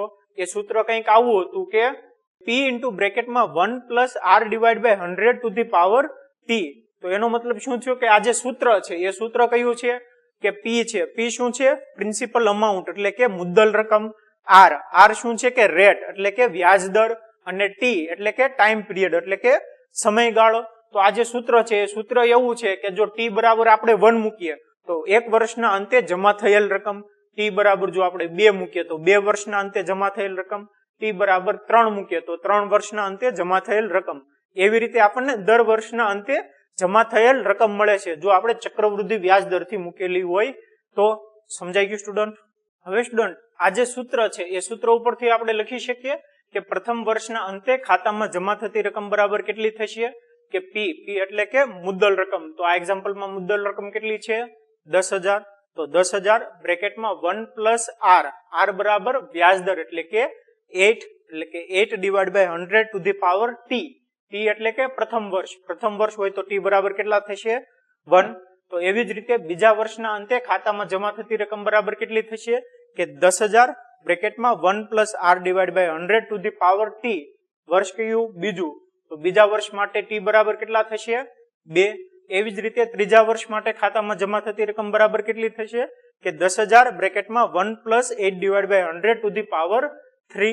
એવી જ રીતે આપણે બીજા વર્ષો માટે લખી શકીએ. હવે સ્ટુડન્ટ આ જે શ્રેણી છે એ શ્રેણી કઈ મળી આપણને કે સ્ટાર્ટિંગમાં કેટલા હતા? 10,000. પછી કેટલા થયા પહેલા વર્ષના અંતે? 10,000 * બ્રેકેટમાં 1 + 8 / 100. બીજા વર્ષના અંતે કેટલા થયા કે 10,000 બ્રેકેટમાં 1 + 8 / 100 to the power 3. એવી રીતે આપણને એક શ્રેણી મળી. હવે આ જે શ્રેણી મળે છે તે શ્રેણી સમાંતર શ્રેણી છે કે નહીં તે આપણે ચકાસવાનું છે. તો કઈ રીતે ચકાસીશું કે આ જે પદ છે એ પદનો તફાવત મેળવીશું. જો પદનો તફાવત સરખો હોય તો તેને સમાંતર શ્રેણી કહેવાય અને જો પદો વચ્ચેનો તફાવત સરખો ન મળે તો તેને સમાંતર શ્રેણી ન કહેવાય. તો સૌથી પહેલા તો આપણે A2 - A1 મેળવીએ. તો A2 - A1 કેટલા થશે કે A2 બરાબર કેટલા છે કે 10,000 બ્રેકેટમાં 1 + 8 / 100 માઇનસ A1 એટલે કે 10,000. હવે એવી જ રીતે આપણે A3 - A2 મેળવીએ. તો A3 - A2 મેળવીએ તો શું થશે? A3 બરાબર કેટલા કે 10,000 બ્રેકેટમાં 1 + 8 / 100 નો સ્ક્વેર એટલે કે 10,000 બ્રેકેટમાં 1 + 8 / 100 નો સ્ક્વેર માઇનસ 10,000 into 1 + 8 / 100 A2 બરાબર. તો આ જે બંને પદ જોવો. હવે આ જે પદ છે આ પદમાં જોવો કે હું 1 + 8 / 100 કોમન લઈ લઉં છું. 1 + 8/100 જો હું કોમન લઈ લઉં તો વધે કેટલા કે 10,000. અહીંયા 1 + 8/100 એક કોમન લઈ લીધા તો એક વધશે 1 + 8/100 માઇનસ અહીંયા 10,000. 1 + 8/100 આપણે કોમન લઈ લીધા એટલે -10,000 બરાબર. તો આ જે પદ છે એટલું શું છે a2 - a1. સમજાઈ ગયું સ્ટુડન્ટ? તો a3 - a2 = શું છું કે 1 + 8/100 × a2 - a1. તો a2 - a1 is not equal to a3 - a2 છું. તો એનો મતલબ શું છો? એનો મતલબ એમ છો આ જે શ્રેણી છે તે શ્રેણી સમાંતર શ્રેણી નથી. સમજાઈ ગયું સ્ટુડન્ટ? તો સ્ટુડન્ટ હવે આપણે નેક્સ્ટ ટાઈપના એક્ઝામ્પલ જોઈએ કે નીચે આપેલ સ્થિતિમાંથી કઈ સ્થિતિમાં સંખ્યાની યાદી સમાંતર શ્રેણી બને છે અને કેમ. એમાં પહેલી સ્થિતિ એવી છે કે ટેક્સીનું ભાડું પ્રથમ કિલોમીટર માટે ₹15 અને પછીના વધારાના પ્રત્યેક કિલોમીટર માટે ₹8 છે. હવે સ્ટુડન્ટ આ એક્ઝામ્પલમાં જોવો. આ એક્ઝામ્પલમાં શું આપ્યું છે કે એક સ્થિતિ આપેલી છે તે સ્થિતિ ઉપરથી આપણે સંખ્યાની યાદી મેળવશું અને પછી તેને ચકાસીશું કે જે યાદી મળે છે તે યાદી સમાંતર શ્રેણીમાં છે કે નહીં. તો આપણે સંખ્યાની યાદી કઈ રીતે મેળવશું? તો અહીંયા શું આપેલું છે કે ટેક્સી આપેલી છે. ટેક્સી જો 1 કિલોમીટર ચાલે તો ભાડું કેટલું ચૂકવવું પડે? ₹15. હવે ટેક્સી જો 2 કિલોમીટર ચાલે છે તો ભાડું કેટલું ચૂકવવું પડે? 15 + ₹8. હવે ટેક્સી જો 3 કિલોમીટર ચાલે તો ભાડું કેટલું ચૂકવવું પડે? કે 15 + 8 + 8. તો આવી રીતે આપણને એક સંખ્યાની યાદી મળી જાય કે 1 કિલોમીટર માટે ટેક્સીનું ભાડું કેટલું થયું? ₹15. 2 કિલોમીટર માટે ભાડું કેટલું થયું? 15 + 8 બરાબર ₹23. 3 કિલોમીટર માટે ભાડું કેટલું થયું? 15 + 8 + 8 8 ને 8 16 16 ને 15 ₹31. 4 કિલોમીટર માટે ટેક્સીનું ભાડું કેટલું થયું? 15 + 8 + 8 + 8 બરાબર ₹39. તો આવી રીતે આપણને સંખ્યાની યાદીઓ મળી જાય. સમજાઈ ગયું સ્ટુડન્ટ? તો જે સંખ્યાની યાદી મળે છે તે અહીંયા લખી લ્યો કે 15 23 31 39 બરાબર. તો હવે આ જે સંખ્યાની યાદી મળી તે સંખ્યાની યાદી આપણે ચકાસવાની છે કે તે સમાંતર શ્રેણીમાં મળે છે કે નથી મળતી. જો સમાંતર શ્રેણીમાં મેળવવી હોય તો આપણે કઈ રીતે ચકાસવાનું કે સૌથી પહેલા તો a2 - a1 મેળવવાનું બરાબર. તો a2 - a1 કેટલા થશે કે 23 - 15 = 8 થયા. એવી જ રીતે a3 - a2 મેળવીએ. a3 - a2 કેટલા થાય કે a3 કેટલા છે 31 - a2 એટલે કે 23 = કેટલા થયા 31 - 23 8. હવે a4 - a3 મેળવીએ તો શું થાય? a4 બરાબર કેટલા છે 39 - a3 એટલે કે 31 = કેટલા થયા 8. એટલે આપણને આ જે સંખ્યાની યાદી મળી એ સંખ્યાની યાદીમાં જે પદ વચ્ચેનો જે તફાવત છે એ કેવો છે? સરખો છે. જો પદ વચ્ચેનો તફાવત સરખો હોય તો એનો મતલબ શું છો કે આપેલ જે સંખ્યાની યાદી છે આ સંખ્યાની યાદી કેવી કહેવાય? સમાંતર શ્રેણી કહેવાય. હવે જો સંખ્યાની યાદી સમાંતર શ્રેણી હોય તો એનો મતલબ શું છો? એનો મતલબ એવો થાય કે આ જે સ્થિતિ આપેલી છે એ સ્થિતિમાં જે સંખ્યાની યાદી મળે છે તે સમાંતર શ્રેણીમાં મળે છે. સમજાઈ ગયું સ્ટુડન્ટ? હવે સ્ટુડન્ટ આપણે બીજી સ્થિતિ જોઈએ કે પ્રત્યેક મીટરના ખોદકામ બાદ એક કૂવો ખોદવા માટે લાગતો ખર્ચ પ્રથમ મીટરના ₹150 અને પછીના પ્રત્યેક મીટર દીઠ ₹50 પ્રમાણે વધતો જાય છે. તો આ એક્ઝામ્પલ જુઓ. આ એક્ઝામ્પલમાં શું છે કે આ એક્ઝામ્પલમાં એક કૂવો ખોદવાનો છે. તો કૂવો ખોદવા માટેનો ખર્ચ આપેલો છે કે પ્રથમ મીટર માટે 150 અને પછીના પ્રત્યેક મીટર દીઠ ₹50 પ્રમાણે વધતો જાય છે. તો આ જે કૂવો છે એ કૂવો જો 1 મીટર ખોદે તો ખર્ચ કેટલો લાગે કે 1 મીટર ખોદવા માટે લાગતો ખર્ચ કેટલો છે ₹150. હવે જો કૂવો 2 મીટર ખોદે તો 2 મીટર ખોદવા માટે લાગતો ખર્ચ કેટલો થયો 150 + 50. 50 કેમ કે પ્રત્યેક મીટર દીઠ 50 વધે છે ને પ્રથમ મીટર માટે 150 છે એટલે કે 2 મીટર ખોદે તો ખર્ચ કેટલો લાગે 150 + 50 બરાબર ₹200. હવે જો કૂવો 3 મીટર ખોદે તો 3 મીટર ખોદવા માટે લાગતો ખર્ચ કેટલો થયો કે 150 + 50 + 50 બરાબર 250. હવે જો કૂવો 4 મીટર ખોદે તો 4 મીટર ખોદવા માટે લાગતો ખર્ચ કેટલો થયો કે 150 + 50 + 50 + 50 બરાબર ₹300. તો સ્ટુડન્ટ આવી રીતે જેમ મીટર વધતા જાય તેમ અહીંયા ખર્ચ વધતો જાય છે અને આ જે સંખ્યાની શ્રેણી મળે છે એ સંખ્યાની શ્રેણી આપણે હવે ચકાસવાની છે કે સંખ્યાની શ્રેણી સમાંતર શ્રેણી છે કે નહીં. હવે સ્ટુડન્ટ આ જે સંખ્યાની શ્રેણી છે તે અહીંયા લખી નાખો કે 150 200 250 300 એવી રીતે મળે છે. હવે આ જો સંખ્યાની જે શ્રેણી છે એ સંખ્યાની શ્રેણી માટે ચકાસવી છે સમાંતર છે કે નહીં તો આપણે શું કરીશું કે આ જે બંને પદ છે એ બંને પદ વચ્ચેનો તફાવત મેળવીશું પછી ચેક કરીશું કે જે તફાવત છે તે તફાવત સરખો મળે છે કે નહીં. જો સરખો મળતો હોય તો એનો મતલબ એમ થાય કે સમાંતર શ્રેણી છે. તો આપણે સૌથી પહેલા તો a2 - a1 મેળવીએ તો કેટલા થશે કે 200 - 150 ઇઝ ઇક્વલ ટુ કેટલા થયા 50. a3 - a2 મેળવીએ તો a3 કેટલા છે 250 - a2 એટલે કે 200 ઇઝ ઇક્વલ ટુ 50. એવી જ રીતે a4 - a3 a4 કેટલા છે 300 - a3 એટલે કે 250 ઇઝ ઇક્વલ ટુ 50. તો ત્રણેય કેસમાં ડિફરન્સ કેટલો આવે છે 50 સરખો આવે છે. એનો મતલબ શું છે કે આ જે શ્રેણી છે તે શ્રેણી સમાંતર શ્રેણી છે. એટલે આ જે પરિસ્થિતિ છે એ પરિસ્થિતિમાં જે સંખ્યાની યાદી મળે છે તે સંખ્યાની યાદી સમાંતર શ્રેણીમાં મળે છે. સમજાઈ ગયું સ્ટુડન્ટ? તો સ્ટુડન્ટ હવે આપણે બીજો એક એક્ઝામ્પલ જોઈએ કે નળાકારમાં રહેલ હવાનું પ્રમાણ હવા કાઢવાના પંપ દ્વારા દર વખતે નળાકારની બાકી રહેલ હવાનો 1/4 ભાગ બહાર કાઢે છે. તો આ એક્ઝામ્પલ જુઓ. આ એક્ઝામ્પલમાં શું છે કે આ એક્ઝામ્પલમાં આપણને આવો એક નળાકાર આપ્યો છે. એ નળાકાર ઉપર એક પંપ છે. તો પંપ શું કરે છે કે આ જે નળાકાર છે એ નળાકારની અંદર જે હવા છે એ હવાનું 1/4 ભાગ બહાર કાઢે છે. સમજાઈ ગયું? કે માની લ્યો કે જો આ નળાકારની અંદર V હવા છે, આપણે પેલા તો ધારી લઈએ કે ધારો કે નળાકારની અંદર હવાની માત્રા બરાબર V છે. તો V હવા છે. હવે જો પંપ ઓપરેટ કરે તો પંપ કેટલી હવા બહાર કાઢે? પંપ 1/4 ભાગની હવા બહાર કાઢે. આની અંદર હવા કેટલી છે V છે એટલે પંપ કેટલી બહાર કાઢશે હવા 1/4 ગુણ્યા V. સમજાઈ ગયું? તો જો એટલી હવા બહાર કાઢી નાખે તો આની અંદર હવા કેટલી વધશે V - 1/4 V. સમજાઈ ગયું? તો હું લખી શકું કે પહેલી વાર હવા કાઢ્યા બાદ નળાકારમાં બાકી રહેલ હવા બરાબર કેટલી થશે? પેલા કેટલી હતી V, બહાર કેટલી કાઢી 1/4 V. સમજાઈ ગયું? ઇઝ ઇક્વલ ટુ કેટલા થશે કે V - 1/4 V એટલે કે 4V - V divide by 4 is equal to 3/4 V. સમજાઈ ગયું સ્ટુડન્ટ? હવે જો બીજી વાર હવા કાઢે તો કેટલી વધે?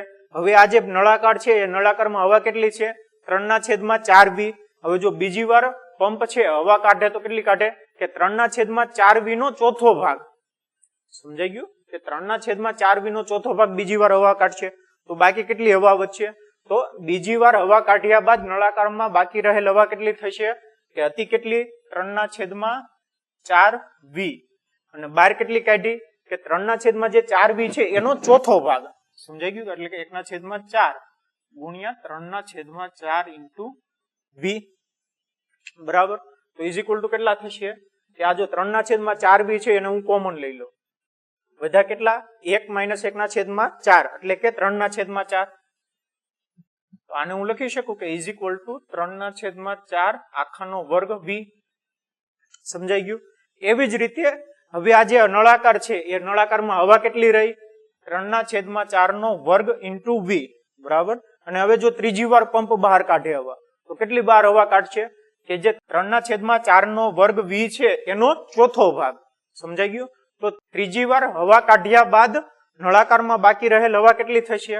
તો ઇઝ ઇક્વલ ટુ હું લખી શકું હવા કેટલી હતી કે 3/4 આખાનો વર્ગ V અને હવા કેટલી કાઢી કે આ જે 3/4 આખાનો વર્ગ V છે એનો ચોથો ભાગ એટલે કે -1/4 3/4 આખાનો વર્ગ V બરાબર.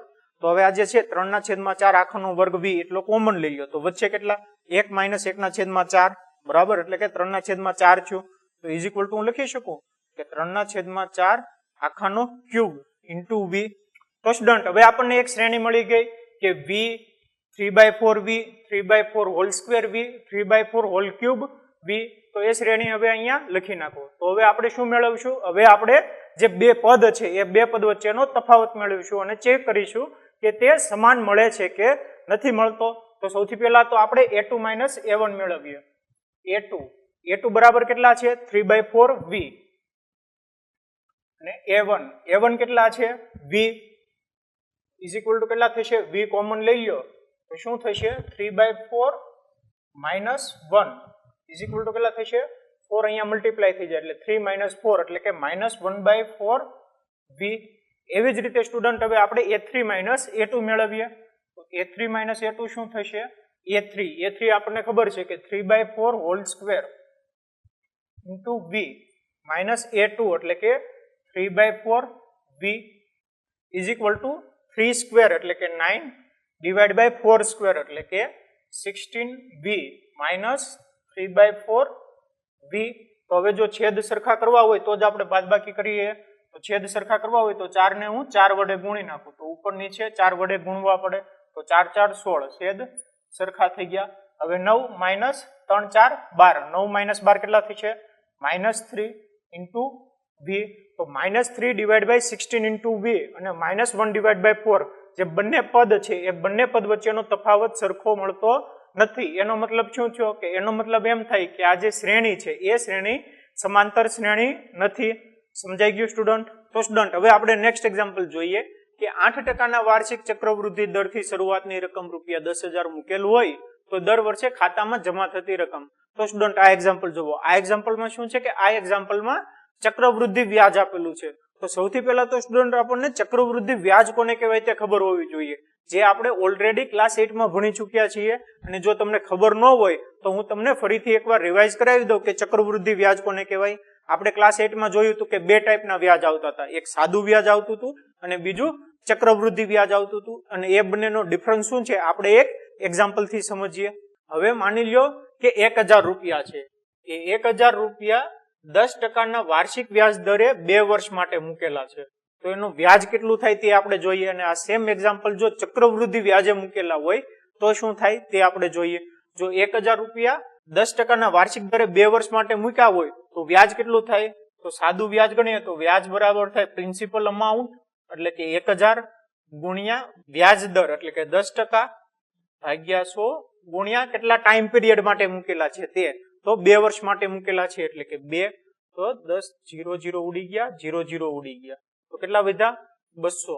તો વ્યાજ કેટલું આવ્યું? 200 રૂપિયા. એટલે 2 વર્ષ પછી રકમ કેટલી થશે કે 1000 વત્તા 200 ઇઝ ઇક્વલ ટુ કેટલા થશે? 1200. અને જે ચક્રવૃદ્ધિ વ્યાજ માટે હવે જો ગણીએ, જો 1000 રૂપિયા વાર્ષિક વ્યાજ દરે 2 વર્ષ માટે જો ચક્રવૃદ્ધિ વ્યાજ દરે મૂકેલા હોય તો ચક્રવૃદ્ધિ વ્યાજને કહેવાય વ્યાજનું પણ વ્યાજ. જે ચક્રવૃદ્ધિ વ્યાજ હોય તેને વ્યાજનું પણ વ્યાજ કહેવાય. તો એનો મતલબ એમ થાય કે જે એક વર્ષ માટે વ્યાજ ગણવાનું હોય. ચક્રવૃદ્ધિ વ્યાજમાં શું કરવાનું હોય કે એક વર્ષ માટે વ્યાજ ગણવાનું હોય. કે 1000 રૂપિયા છે ગુણ્યા વ્યાજ દર 10 ભાગ્યા 100 પહેલા વર્ષ માટે તો કેટલો થશે? 0 0 ઉડી ગયા, વધ્યા કેટલા? 100. તો રકમ કેટલી થશે? 1 વર્ષ પછી. 1 વર્ષ પછી થશે 1000 વત્તા 100, 100 વ્યાજ એડ થઈ જશે એટલે કે 1000 વત્તા 100 બરાબર 1100. તો હવે આ જે 1100 આવે છે એ 1100 ઉપર ફરીથી 10% વ્યાજ લાગશે. તો બીજા વર્ષ માટે વ્યાજ કેટલું થશે કે 1100 ગુણ્યા 10 ભાગ્યા 100, 0 0 0 0 ઉડી ગયા. તો વધ્યા કેટલા? 110 રૂપિયા વ્યાજ આવશે. તો એનો મતલબ એમ છો કે 2 વર્ષ પછી રકમ કેટલી થશે? 1100 વત્તા 110 બરાબર કેટલા થશે કે 0 1 2 1 એટલે કે 1210 રૂપિયા. હવે જો સાદા વ્યાજ હોય તો કેટલા હતા? 1200 રૂપિયા. અને જો ચક્રવૃદ્ધિ વ્યાજ હોય તો કેટલા રહેશે 2 વર્ષના અંતે? 1210 રૂપિયા. તો સ્ટુડન્ટ ડિફરન્સ ખબર પડી કે જે સાદું વ્યાજ હોય એ સાદું વ્યાજમાં ડાયરેક્ટલી વ્યાજ કેલ્ક્યુલેટ કરી નાખવાનું ને જેટલો સમયગાળો હોય એના વડે ગુણી નાખવાના. પણ ચક્રવૃદ્ધિ વ્યાજ હોય તો શું ગણવાનું કે દર વર્ષે વ્યાજ ગણવામાં આવે અને દર વર્ષના અંતે જે વ્યાજ આવે છે તો જે વ્યાજ છે એ વ્યાજ પ્રિન્સિપલ અમાઉન્ટમાં એડ થઈ જાય. પ્રિન્સિપલ અમાઉન્ટ એટલે કે મુદ્દલ રકમ.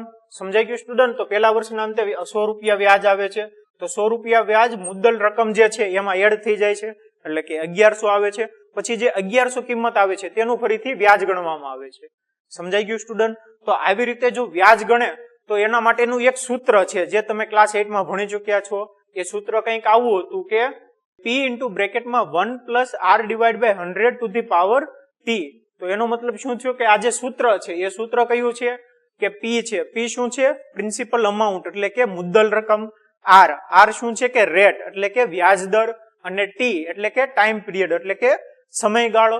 તો આ જે સૂત્ર છે એ સૂત્ર એવું છે કે જો t બરાબર આપણે 1 મૂકીએ તો 1 વર્ષના અંતે જમા થયેલ રકમ. t બરાબર જો આપણે 2 મૂકીએ તો 2 વર્ષના અંતે જમા થયેલ રકમ. t બરાબર 3 મૂકીએ તો 3 વર્ષના અંતે જમા થયેલ રકમ. એવી રીતે આપણને દર વર્ષના અંતે જમા થયેલ રકમ મળે છે જો આપણે ચક્રવૃદ્ધિ વ્યાજ દરથી મૂકેલી હોય તો. સમજાઈ ગયું સ્ટુડન્ટ? હવે સ્ટુડન્ટ આ જે સૂત્ર છે એ સૂત્ર ઉપરથી આપણે લખી શકીએ કે પ્રથમ વર્ષના અંતે ખાતામાં જમા થતી રકમ બરાબર કેટલી થશે કે પી એટલે કે મુદ્દલ રકમ. તો આ એક્ઝામ્પલમાં મુદ્દલ રકમ કેટલી છે 10,000. તો 10,000 બ્રેકેટમાં 1 પ્લસ આર બરાબર વ્યાજદર એટલે કે 8 divide by 100 to the power T. T એટલે કે પ્રથમ વર્ષ હોય તો ટી બરાબર કેટલા થશે 1. તો એવી જ રીતે બીજા વર્ષના અંતે ખાતામાં જમા થતી રકમ બરાબર કેટલી થશે કે 10,000 બ્રેકેટમાં 1 plus R divide by 100 to the power T. વર્ષ કયું બીજું. તો બીજા વર્ષ માટે ટી બરાબર કેટલા થશે 2. એવી જ રીતે ત્રીજા વર્ષ માટે ખાતામાં જમા થતી રકમ બરાબર કેટલી થશે કે 10,000 બ્રેકેટમાં 1 plus 8 divide by 100 to the power 3. એવી જ રીતે આપણે બીજા વર્ષો માટે લખી શકીએ. હવે સ્ટુડન્ટ આ જે શ્રેણી છે એ શ્રેણી કઈ મળી આપણને કે સ્ટાર્ટિંગમાં કેટલા હતા 10,000, પછી કેટલા થયા પહેલા વર્ષના અંતે 10,000 ઇન્ટુ બ્રેકેટમાં 1 પ્લસ 8 ડિવાઇડ બાય 100. બીજા વર્ષના અંતે કેટલા થયા કે 10,000 બ્રેકેટમાં 1 plus 8 divide by 100 to the power 3. એવી રીતે આપણને એક શ્રેણી મળી. હવે આ જે શ્રેણી મળે છે તે શ્રેણી સમાંતર શ્રેણી છે કે નહીં તે આપણે ચકાસવાનું છે. તો કઈ રીતે ચકાસીશું કે આ જે પદ છે એ પદનો તફાવત મેળવીશું. જો પદનો તફાવત સરખો હોય તો તેને સમાંતર શ્રેણી કહેવાય, અને જો પદો વચ્ચેનો તફાવત સરખો ન મળે તો તેને સમાંતર શ્રેણી ન કહેવાય. તો સૌથી પહેલા તો આપણે a2 - a1 મેળવીએ. તો a2 - a1 કેટલા થશે કે a2 બરાબર કેટલા છે કે 10,000 બ્રેકેટમાં 1 plus 8 divide by 100 minus a1 એટલે કે 10,000. હવે એવી જ રીતે આપણે a3 - a2 મેળવીએ. તો a3 - a2 મેળવીએ તો શું થશે a3 બરાબર કેટલા કે 10,000 બ્રેકેટમાં 1 પ્લસ 8 ડિવાઇડ બાય 100 નો સ્ક્વેર એટલે કે 10,000 બ્રેકેટમાં 1 પ્લસ 8 ડિવાઇડ બાય 100 નો square minus 10,000 into 1 plus 8 divide by 100 a2 બરાબર. તો આ જે બંને પદ જોવો. હવે આ જે પદ છે આ પદમાં જોવો કે હું 1 પ્લસ 8 ડિવાઇડ બાય 100 કોમન લઈ લઉં છું. 1 પ્લસ 8 ડિવાઇડ બાય 100 જો હું કોમન લઈ લઉં તો વધે કેટલા કે 10,000. અહીંયા 1 પ્લસ 8 ડિવાઇડ બાય 100 એક કોમન લઈ લીધા તો એક વધશે 1 પ્લસ 8 ડિવાઇડ બાય 100 માઇનસ અહીંયા 10,000 1 પ્લસ 8 ડિવાઇડ બાય 100 આપણે કોમન લઈ લીધા એટલે માઇનસ 10,000 બરાબર.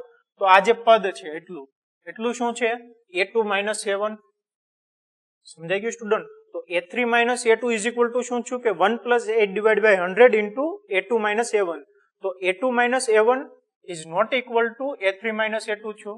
તો એનો મતલબ શું છો એનો મતલબ એમ છો આ જે શ્રેણી છે તે શ્રેણી સમાંતર શ્રેણી નથી. સમજાઈ ગયું સ્ટુડન્ટ.